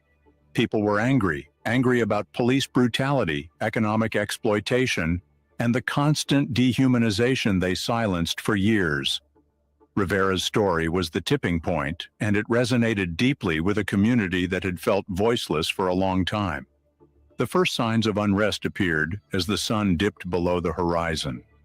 Outside the Cress store, a small crowd began to gather, their loud voices and their emotions raw. They demanded answers. What had happened to the boy? Why had he been treated so harshly? Why were black lives always disposable in the eyes of the authorities? As tensions grew, so did the size of the crowd. Hundreds of Harlem residents rushed out into the streets. Their anger could be felt as it was getting difficult to contain. The scene was electric, a mix of outrage, desperation, and defiance. Inside the Cress store, employees watched nervously as the crowd began to swell. They locked the doors and called for police reinforcements, but the presence of law enforcement only made things worse. For many in the crowd, the police represented the very system they were protesting against, a system that brutalized their community with impunity. Shouts turned to chants, chants turned to jeers, and then the first rock was thrown. The sound of shattering glass echoed through the air, alarming the crowd's frustration. It wasn't long before more objects flew through the air, crashing into storefront windows and parked cars. The police were quickly outnumbered and unprepared. They reacted as they always did, with force. Officers waded into the crowd, swinging batons and using tear gas to disperse the protesters. But the crowd was not easily cowed. They fought back, their collective rage erupting in a way that could no longer be contained. As the night wore on, the unrest spread beyond the Cress store. Other businesses, especially those owned by white merchants, became targets. Looting broke out as desperate residents seized food, clothing, and other goods items they could never afford under the economic conditions imposed on them. Fires were set, casting a mysterious glow over Harlem's streets and symbolizing the community's anger. Amidst the chaos, the voices of Harlem's leaders rang out. Some, like activist A. Philip Randolph, tried to calm the crowd, urging peaceful protest and dialogue. Others saw the riot as a reaction to systemic oppression. At the same time, city officials scrambled to contain the situation. Mayor Fiorello LaGuardia, who is known for his progressive stance on racial issues, faced heavy pressure to respond decisively. He ordered more police into Harlem, hoping to curb the unrest before it spread further. The media, both local and national, quickly picked up the story, but their coverage was often biased and inflammatory. Many white-owned newspapers described the rioters as criminals and troublemakers, ignoring the systemic issues that primarily led to the conflict. Meanwhile, black-owned publications painted a different picture, expressing the community's grievances and calling for justice. During the early hours of March 20th, the riot had begun to subside. but the damages had already been done. A large number of people had been injured, and the property destruction was massive. Harlem, which was once a beacon of hope and resilience, now bore the scars of its frustration. Yet, even in the aftermath, the questions lingered. What would become of Harlem? Would the voices of its residents finally be heard? Or would the riot be dismissed as just another instance of urban disorder? The events of March 19, 1935, were not just a random explosion of anger. They were a reckoning moment when the weight of racial injustice and segregation became unbearable, and a community fought back against a society that refused to see their humanity. This was the spark that lit the fire, and while the flames may have eventually died down, the lessons of that night continue to burn bright, reminding us that the fight for justice is far from over. The white-owned businesses that became targets were seen as symbols of exploitation, profiting off Harlem's black residents while offering little in return. Personal accounts from that night paint a vivid picture of a community caught in turmoil. A young woman named Clara described watching her neighbors smash the windows of a grocery store that had long been accused of charging unreasonably high prices. It wasn't just about stealing, she recalled years later. It was about sending a message that we were tired of being taken advantage of. Meanwhile, an elderly man named James, who had lived in Harlem for decades, recounted how he tried to shield his grandchildren from the chaos. "I couldn't blame the people out there," he said. "We'd been pushed and pushed, and now we were pushing back, but it was scary to see it all unfold." The New York Police Department, notorious for its heavy-handed tactics in black neighborhoods, played a central role in escalating the violence. Officers who were armed with batons and tear gas clashed with residents, further fanning the flames of anger and resentment. Eyewitnesses reported indiscriminate beatings from officers, targeting innocent bystanders. At one point, reinforcements were called in, and the police presence in Harlem doubled. But instead of restoring order, their increased numbers only added to the tensions. Certain areas of Harlem became focal points of the unrest. The intersection of 125th Street and 7th Avenue, which is often referred to as the heart of Harlem, experienced some of the most intense clashes between residents and police. The Crest department store, where the initial incident occurred, became a focal point of anger. Its windows shattered and goods looted. White-owned businesses along Lenox Avenue also faced the consequences of the destruction. In contrast, black-owned businesses were deliberately spared by rioters to target those they saw as oppressors. As the night drew closer, the unrest spread beyond the initial epicenter. In some areas, impromptu barricades were erected to block police access. Groups of young men patrolled the streets, some armed with makeshift weapons, determined to defend their neighborhood against what they saw as an oppressive force. The riot lasted well into the night, and by the time order was restored, the toll was devastating. 3 people were reported dead, all black residents caught in the crossfire between police and rioters. Hundreds were injured, some by police batons, others in the chaos of looting and destruction. Over 100 arrests were made, with many of those detained facing harsh sentences in the following weeks. The economic damage was extremely alarming.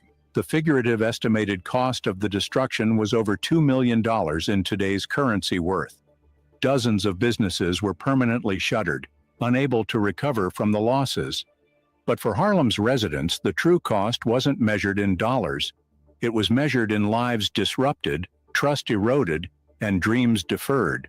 On the morning of March 20th, 1935, the neighborhood was a shadow of its former self. Smoke was still floating in the air, and the streets were littered with debris. Residents emerged from their homes to survey the damage.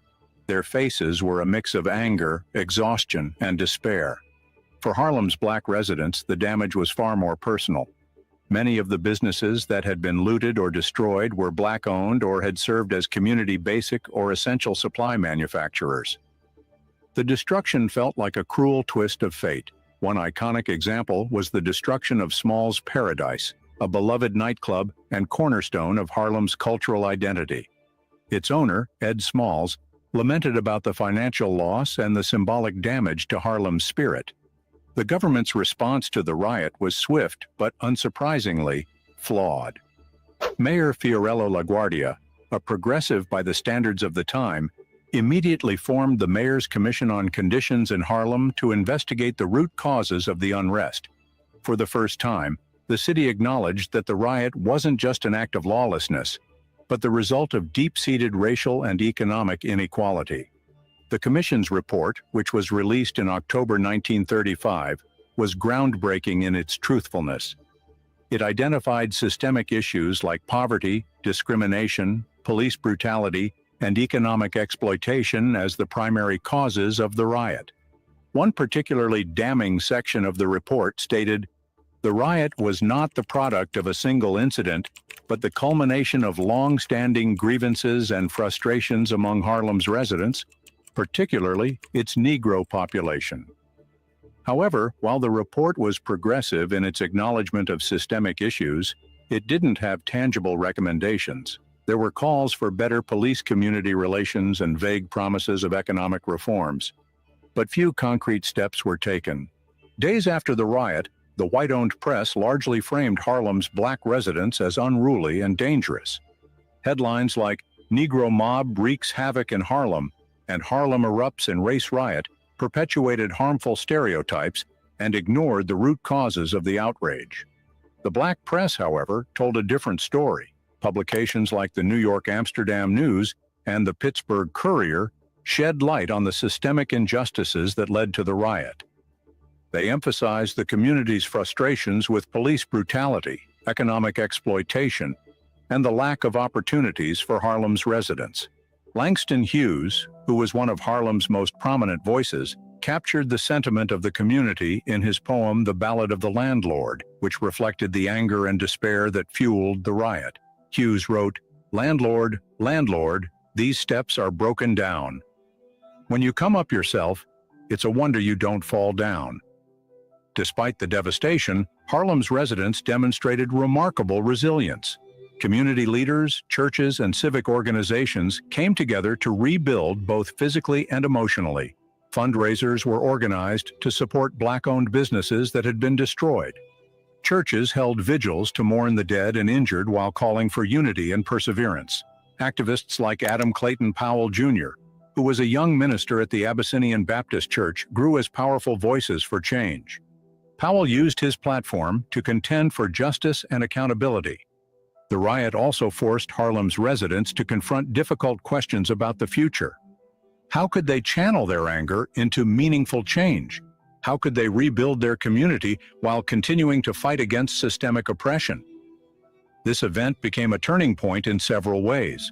For one, it was the first modern race riot in American history that set a precedent for how future uprisings would unfold. Unlike previous riots, which were often instigated by white mobs attacking black communities, the riot also exposed the limitations of New Deal policies. While President Franklin D. Roosevelt's programs were designed to alleviate the effects of the Great Depression, they largely excluded Black Americans from it. The riot forced policymakers to reckon with the racial inequities embedded in these programs, though meaningful change was slow to come. From the Los Angeles riots in 1992 to the nationwide protests that were caused by the murder of George Floyd in 2020, the echoes of Harlem can still be heard. These events remind us that history is not just a record of the past, but a guide for the present and future. Perhaps the most sobering legacy of the Harlem Riot is how much it mirrors modern struggles. The same issues that ignited Harlem in 1935, police brutality, economic inequality, and housing discrimination, are still practiced in some parts of America's city. This is a moment that demands we pay attention, take responsibility, and carry its lessons forward. Let us honor the legacy of those who lived through that fateful night in 1935 by continuing the fight for justice and equality today. The struggles they faced were not in vain, and their lessons remain as relevant now as they were then. The question is, will we listen? Will we act? The future is ours to shape, but only if we learn from the past. Every march, every protest, and every demand for justice today is part of the same fight that Harlem's residents waged in 1935. The voices calling for change then echo through time, reminding us that progress is possible, but only if we remain vigilant, united, and resilient in our pursuit of equity and justice. That was a very interesting video, and man, a lot of information there. Uh, I say this: I think all of us probably had or felt some kind of connection to Harlem. Harlem is where all the big timers came from. You know, Malcolm X was from Harlem. Uh, I mean, it was a big deal, and Mm-hmm. I used to want to visit there like all the time. Like it was on my to do list, and it kind of got away from it. I think because I heard it had been gentrified, but I pulled it up on the map just to see where it was, and here it's Central Harlem here, and this is West Harlem, but I don't see like any other identifier. Oh, here's East Harlem right here. Okay, yeah, I didn't see that initially. I had to back out a little bit, and there's East 106. So you listen to some of the music, the old school music. They was talking about 110th Street and all these other places. This is all what Harlem was. Here's Washington Heights. That's another one they used to talk about where Yankee Stadium was. They talked about the Bronx Zoo. Here's the South Bronx. I mean, and I used to be afraid of it when I was a little child, but then when I was older, I said, man, I got to get to Harlem. I got to check Harlem out. But anyhow, about the video and what was going on in 1965, it was mentioned a little fruit stand riot. I don't think that's what we covered here. There was also the Harlem Six that was not mentioned in this particular video. And then there was Project Uplift. These are all things that happened in 1965 in Harlem. Uh, Mm-hmm. and Project Uplift was where, no, that's wrong. But the Salem support. So Salem, Alabama gave support. 15,000 people attended a solidarity march in Harlem uh, to support the Salem movement. So uh, they were marching in Harlem for Salem. So I was going to say it backwards, but my bad. But yeah, a lot of interesting information as it pertains to that historical place. I didn't realize that it was originally a white place, and then they started marketing it to black people. But now it's reversed again, and now it's gentrified. From what I've heard. So here's Rockers Island right here. That's where the jail is. And then there's LaGuardia Airport. So who knows? We may have to take that trip sometime or another and check out Harlem. But I'm gonna rest there. Go ahead, Doc. I'm real glad we had a chance, the opportunity to get into this. Yeah. You're right. Like we used to watch the Godfather of Harlem, Mm-hmm. and this was around. It's funny that this came out and that this riot took place in 1935, right? 65. So this was the same year that Bumpy came into power. Oh, is it? Wow, I didn't realize. It is. And I would. We didn't hear about it here, but I'm almost certain that he was out there being an influence then. Now he was at the time he was still under the he had somebody over him, which was the female from the West Indies and Liberia. The madam, I forget what her name was. But they went to war with a famous Jewish businessman named Dutch Sloats, who was murdered in October of that year. Now, they mentioned in the video how the local Harlem citizens rioted and spared the black businesses, but didn't spare the businesses that were unfair to them. I'm assuming that Dutch's stores probably weren't favorable towards our people. Like I said, Bumpy ended up making a deal with the mob the same year Dutch is killed that same year, and later in October. This riot took place in March. Wow. So yeah, so 7 months later, Bumpy's running things. The same year. It was busy. It was a busy year. 65 was a busy year in Harlem. No. This riot took place in 1935. Oh, 35. Okay, so this was in 65, though. Right? Oh, the one that they just got to talking about? Yeah, this one was in 65. Oh, my bad.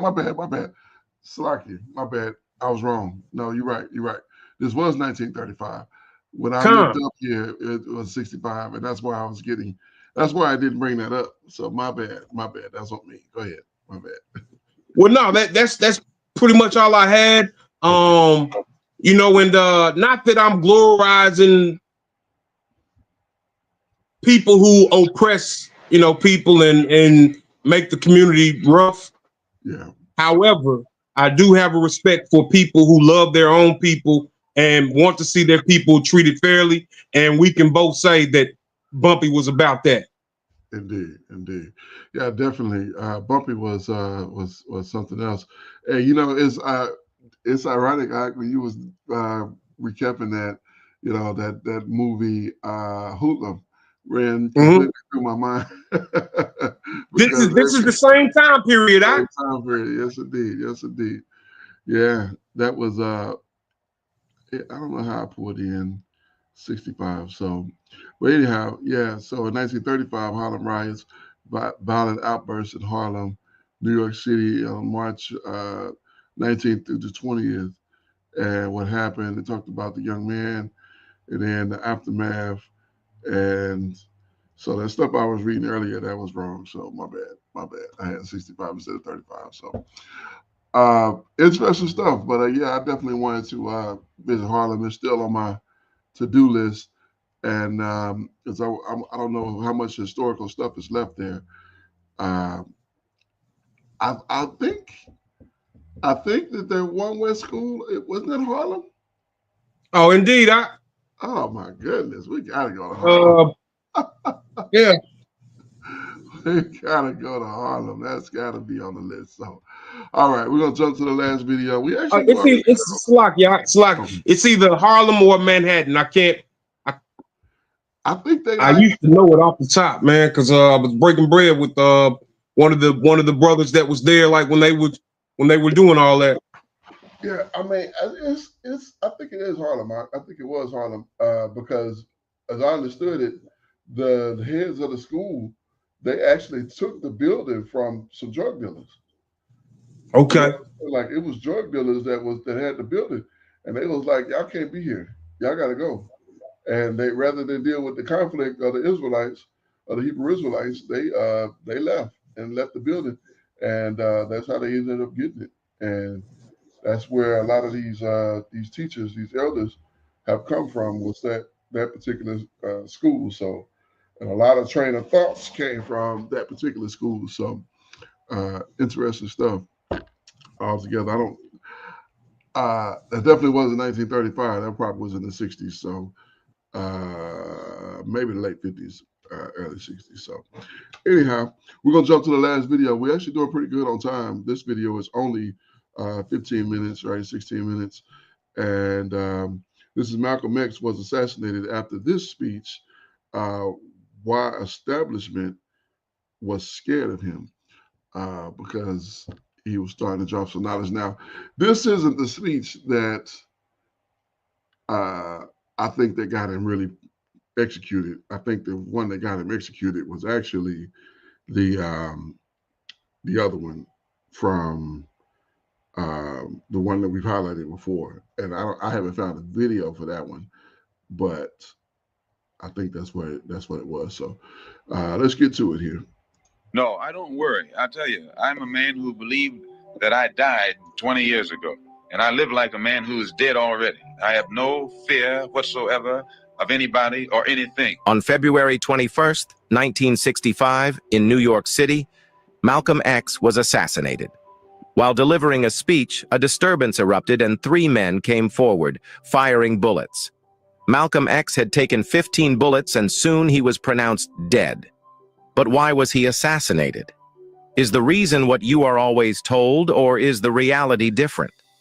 Given that Malcolm X was the man everyone, including the establishment, feared, it cannot be determined who was involved in his assassination and who was not. However, it can be discovered today by knowing what Malcolm X used to say his whole life and who was impacted by it. Therefore, in this video, let's know about some of the shocking things Malcolm X said that probably became the reason for his assassination and will change how you think about him. Let's get started.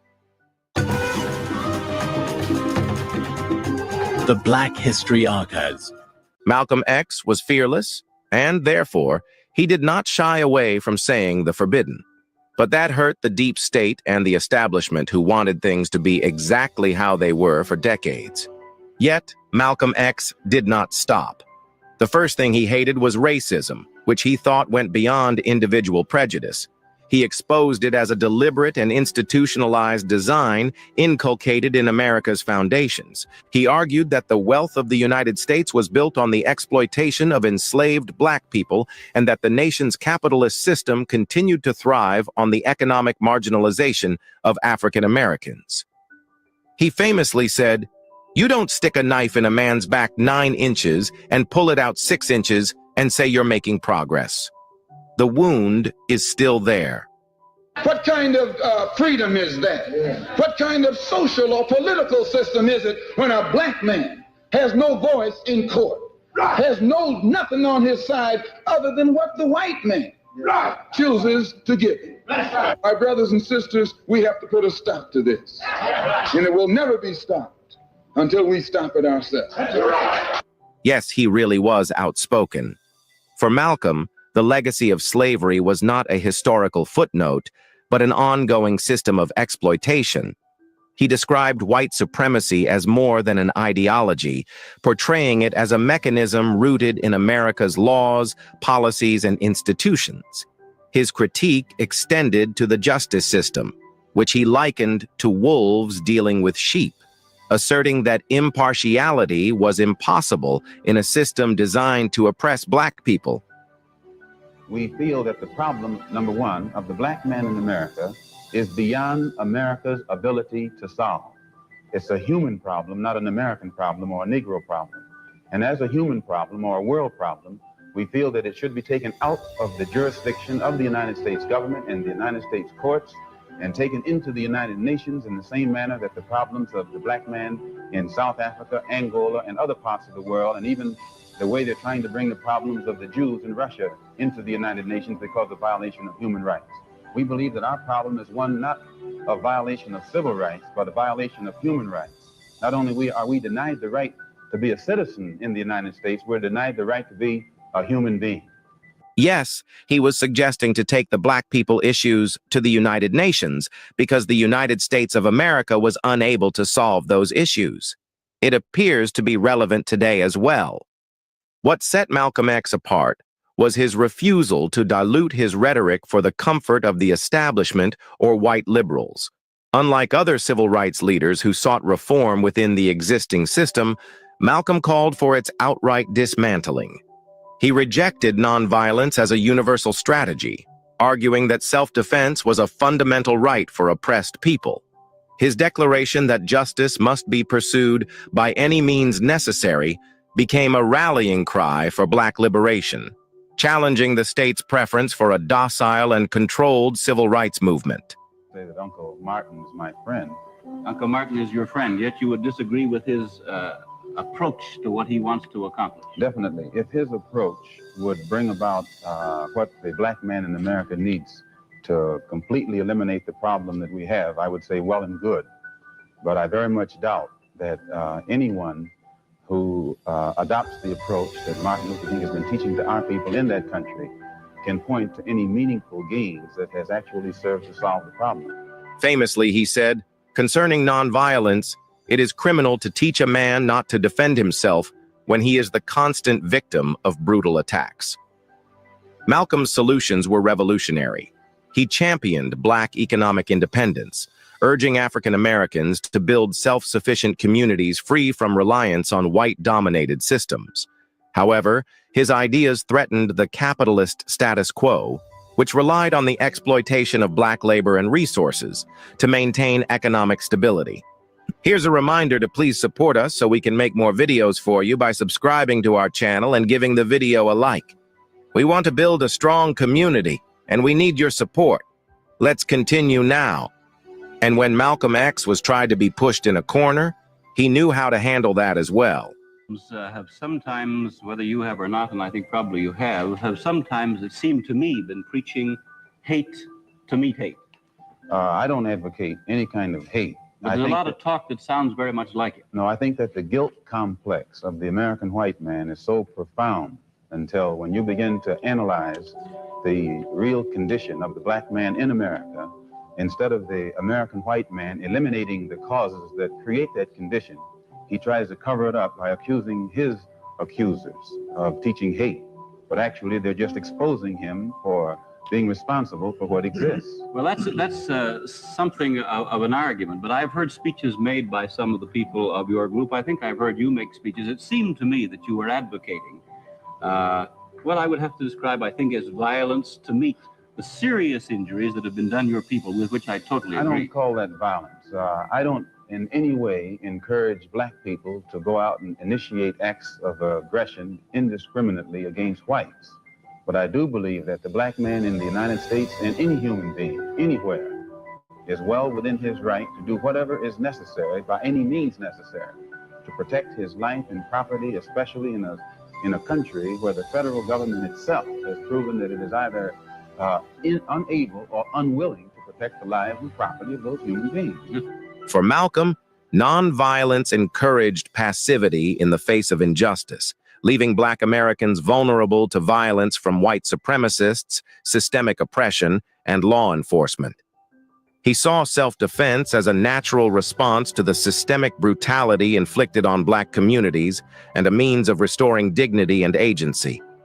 His frustration with the slow pace of progress was evident in his sharp words when he said, "If someone puts their hand on you, send them to the cemetery. That's a good religion. In fact, that's the old-time religion." He also said, "We are nonviolent with people who are nonviolent with us, but we are not nonviolent with anyone who is violent to us." We are peaceful people. We are loving people. We love everybody who loves us, but we don't love anybody who doesn't love us.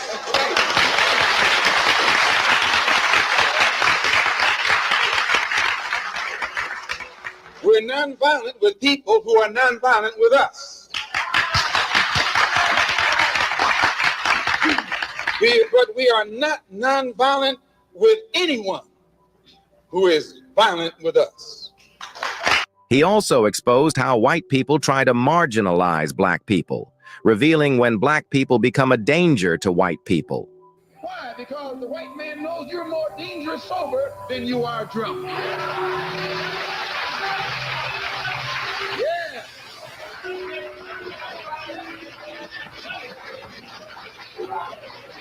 You are more dangerous sober than you are drunk.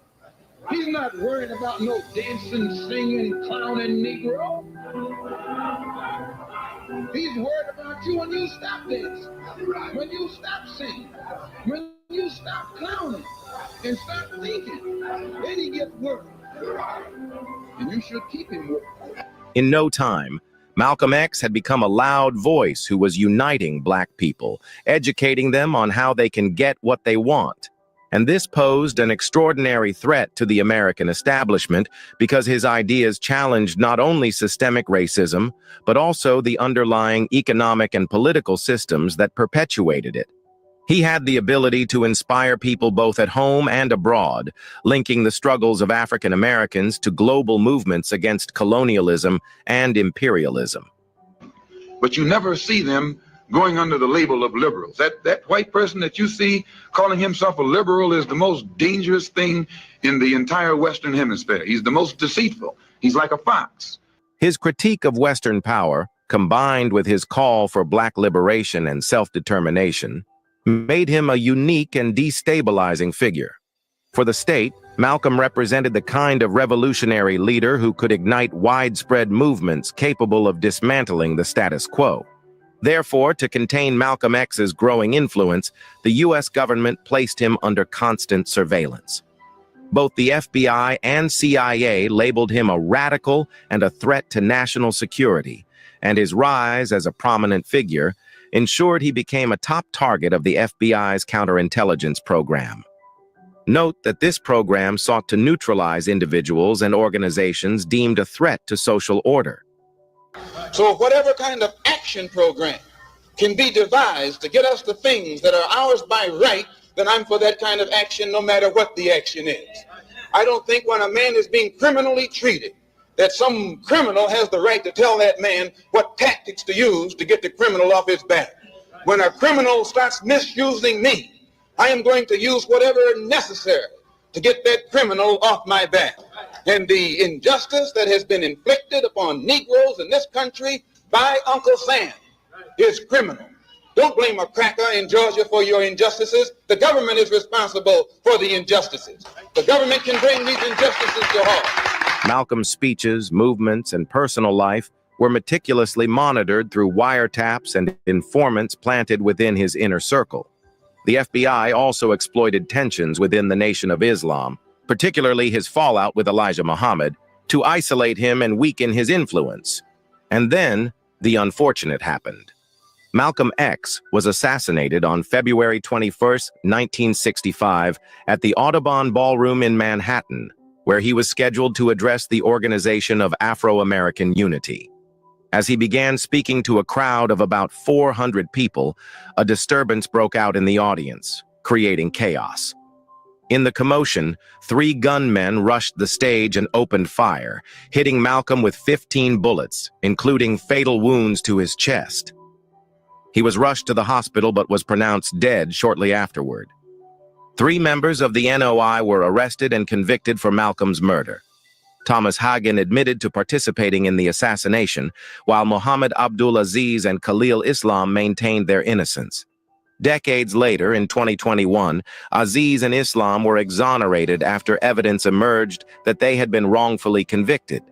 The new findings revealed that key evidence had been withheld by law enforcement, further fueling suspicions that state actors were involved in orchestrating or enabling Malcolm's assassination. Later, Malcolm X's assassination raised serious questions about the role of government agencies.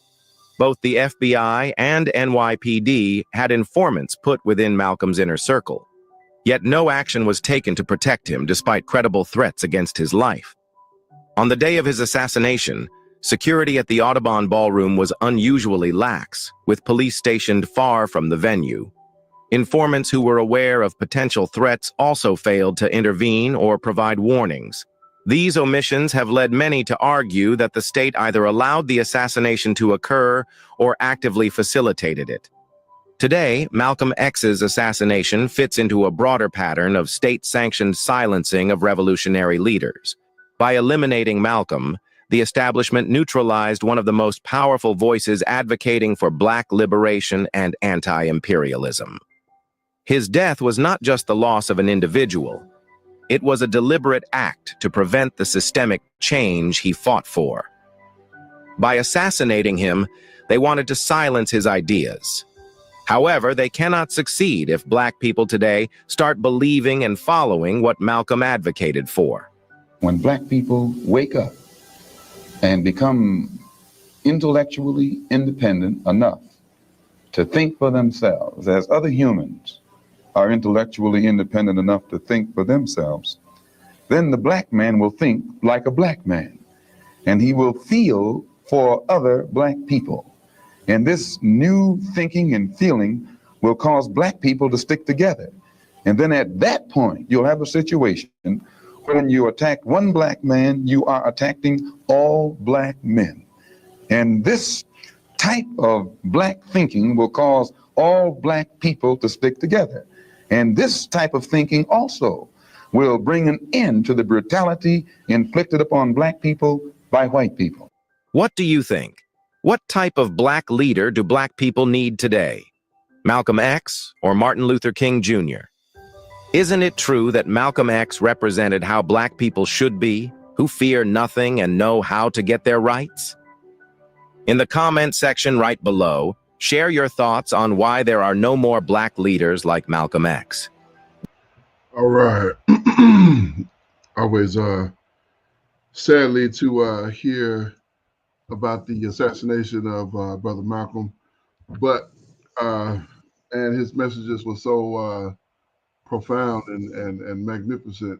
You know, it seems to still uplift us, even though we know what his end would be, and how he would meet his demise in such a hell of gunfire. Ironically, there was a brand new video that was released since, I want to say since we've been on this review, and I want to click on it so bad, but we're gonna save that one, and we'll come back to it. It's 26 minutes, but we'll have to come back to it. So we got to get to our scripture study for today and finish up Midbar. Yeah. So we got 8 chapters for that. Man, you know, this is a brother, man. This is a good brother, and I thoroughly enjoy learning about him, his life, and everything that he went through. I really hate he was assassinated. I think that if Brother Malcolm would have lived, the outcome would have been a direct effect on us in this generation, because him being the age of our parents, that our parents are now, you know, he would have been that age if he would have lived. Malcolm? Yeah, wouldn't he have been in my room? Yeah, he would have been 100 years old this year. Would have been 100? Oh my goodness. Okay. Yeah, he was 19. I'm pretty sure 1925. Oh, okay. Well, my bad then. So he's a little bit older than he's closer to my grandfather's age. My grandfather was born in 1919. So my grandmother was born in 19. Yeah, you're right. Our grandparents. He's like our grandparents' age. Yep. Okay. Well, my bad then. I was thinking that he would have been more along the lines of his 70s or 80s, but he's no, he's older than that. Well, okay. Anyhow, but it would have been a vastly profound difference in the way civil rights went out if he would have lived, and unfortunately that was not the case, and you know, so we know the history, but he's a good brother to learn about, and you listen to his exploits and his conversations and his interviews. I really think that they took what he said and tried to make it the opposite, because that's the effect that we're living in today. It's the opposite of what should have been. Instead of our people joining together, you got a lot of our people against one another, and that's just detrimental. Yeah, it was the 5th month, 19th date, 1925 in Omaha, Nebraska. That's when he was born. So yeah, he would be 100 years old today. Not today, but this year on the Gregorian calendar. So, but yeah, so I hope we can continue to learn from Brother Malcolm and continue to make improvements on the things that he taught us and what he wanted to see from this people. So with that, I yield. Go ahead. It's interesting that Brother Malcolm was with the Nation of Islam up until 1964. And the reason that I mentioned that is, so Harlem was an epicenter of not only fashion and music and all of these, education even also, but Harlem was also where religious movements were being formed. You spoke about One West being there in Harlem at one point, and the Nation of Islam was there as well, and Abba Bivens, I want to say that he was stabbed to death by maybe someone from the Nation of Islam. It would have been quite interesting to see the direction that Brother Malcolm was headed. Cut down. I'm gonna tell you, just people will tell you, what's your favorite Michael Jackson? Do you like, who was your favorite Michael Jackson? And people always have their favorite. My favorite portrait of Malcolm is when he's got the goatee, when he's got hair on his face. Yeah. To me, it symbolizes that he was growing in knowledge of self and already pretty aware. He was probably already more aware than most of us anyway, but you could just see his growth continuing, right? Becoming an elder. Like what would he have taught us? What would he have told our fathers, our uncles, what they would have relayed to us? Right. But cut down, we would say too soon, but we're not always aware of everything that's going on. It's the Most High that makes, that's the grand architect of it all. Indeed. Here, I put that picture up of him that next video when he had that goatee going on. And you can see he's definitely developed. You see the picture to the left, he's a little bit, really getting started, but this picture to the right, he is really coming to himself. And it's ironic because I was really just like that. I was when you see me, a picture of me, and I didn't have any hair on my face. That was a young, don't know nothing, knucklehead Negro, and you see this man here with the hair on his head and the hair on his face. That is a very different from that gentleman. That was a very different guy, not the same person at all.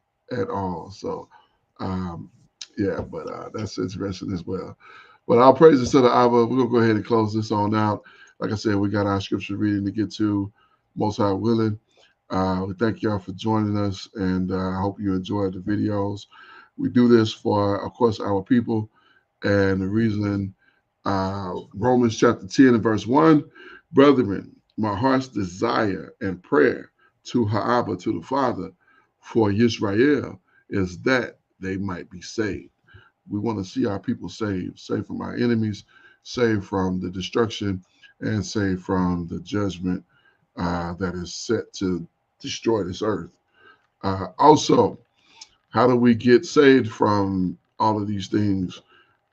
Ecclesiastes chapter number 12 and verse number 13. Let us hear the conclusion of the whole matter. Fear the Most High and keep his commandments, for this is the whole duty of man. It is so very important for us to understand that in the conclusion of the whole matter, we are to fear the Most High and keep his commandments, for this is the whole duty of man.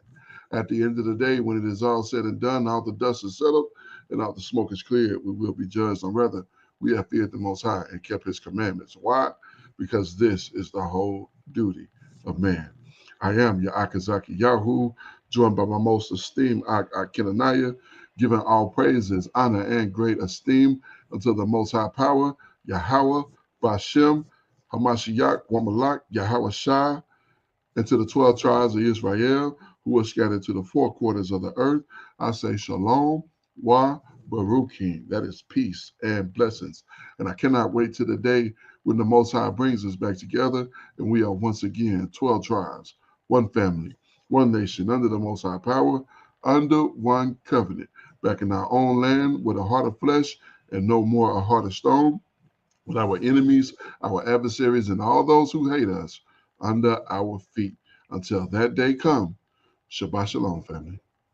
Shabbat Shalom, Mr. Bakar. All praises to the Abba. Praise you, Abba Yah. Kwam Yasha'al. And Barak Hashem Yahweh. Hallelujah.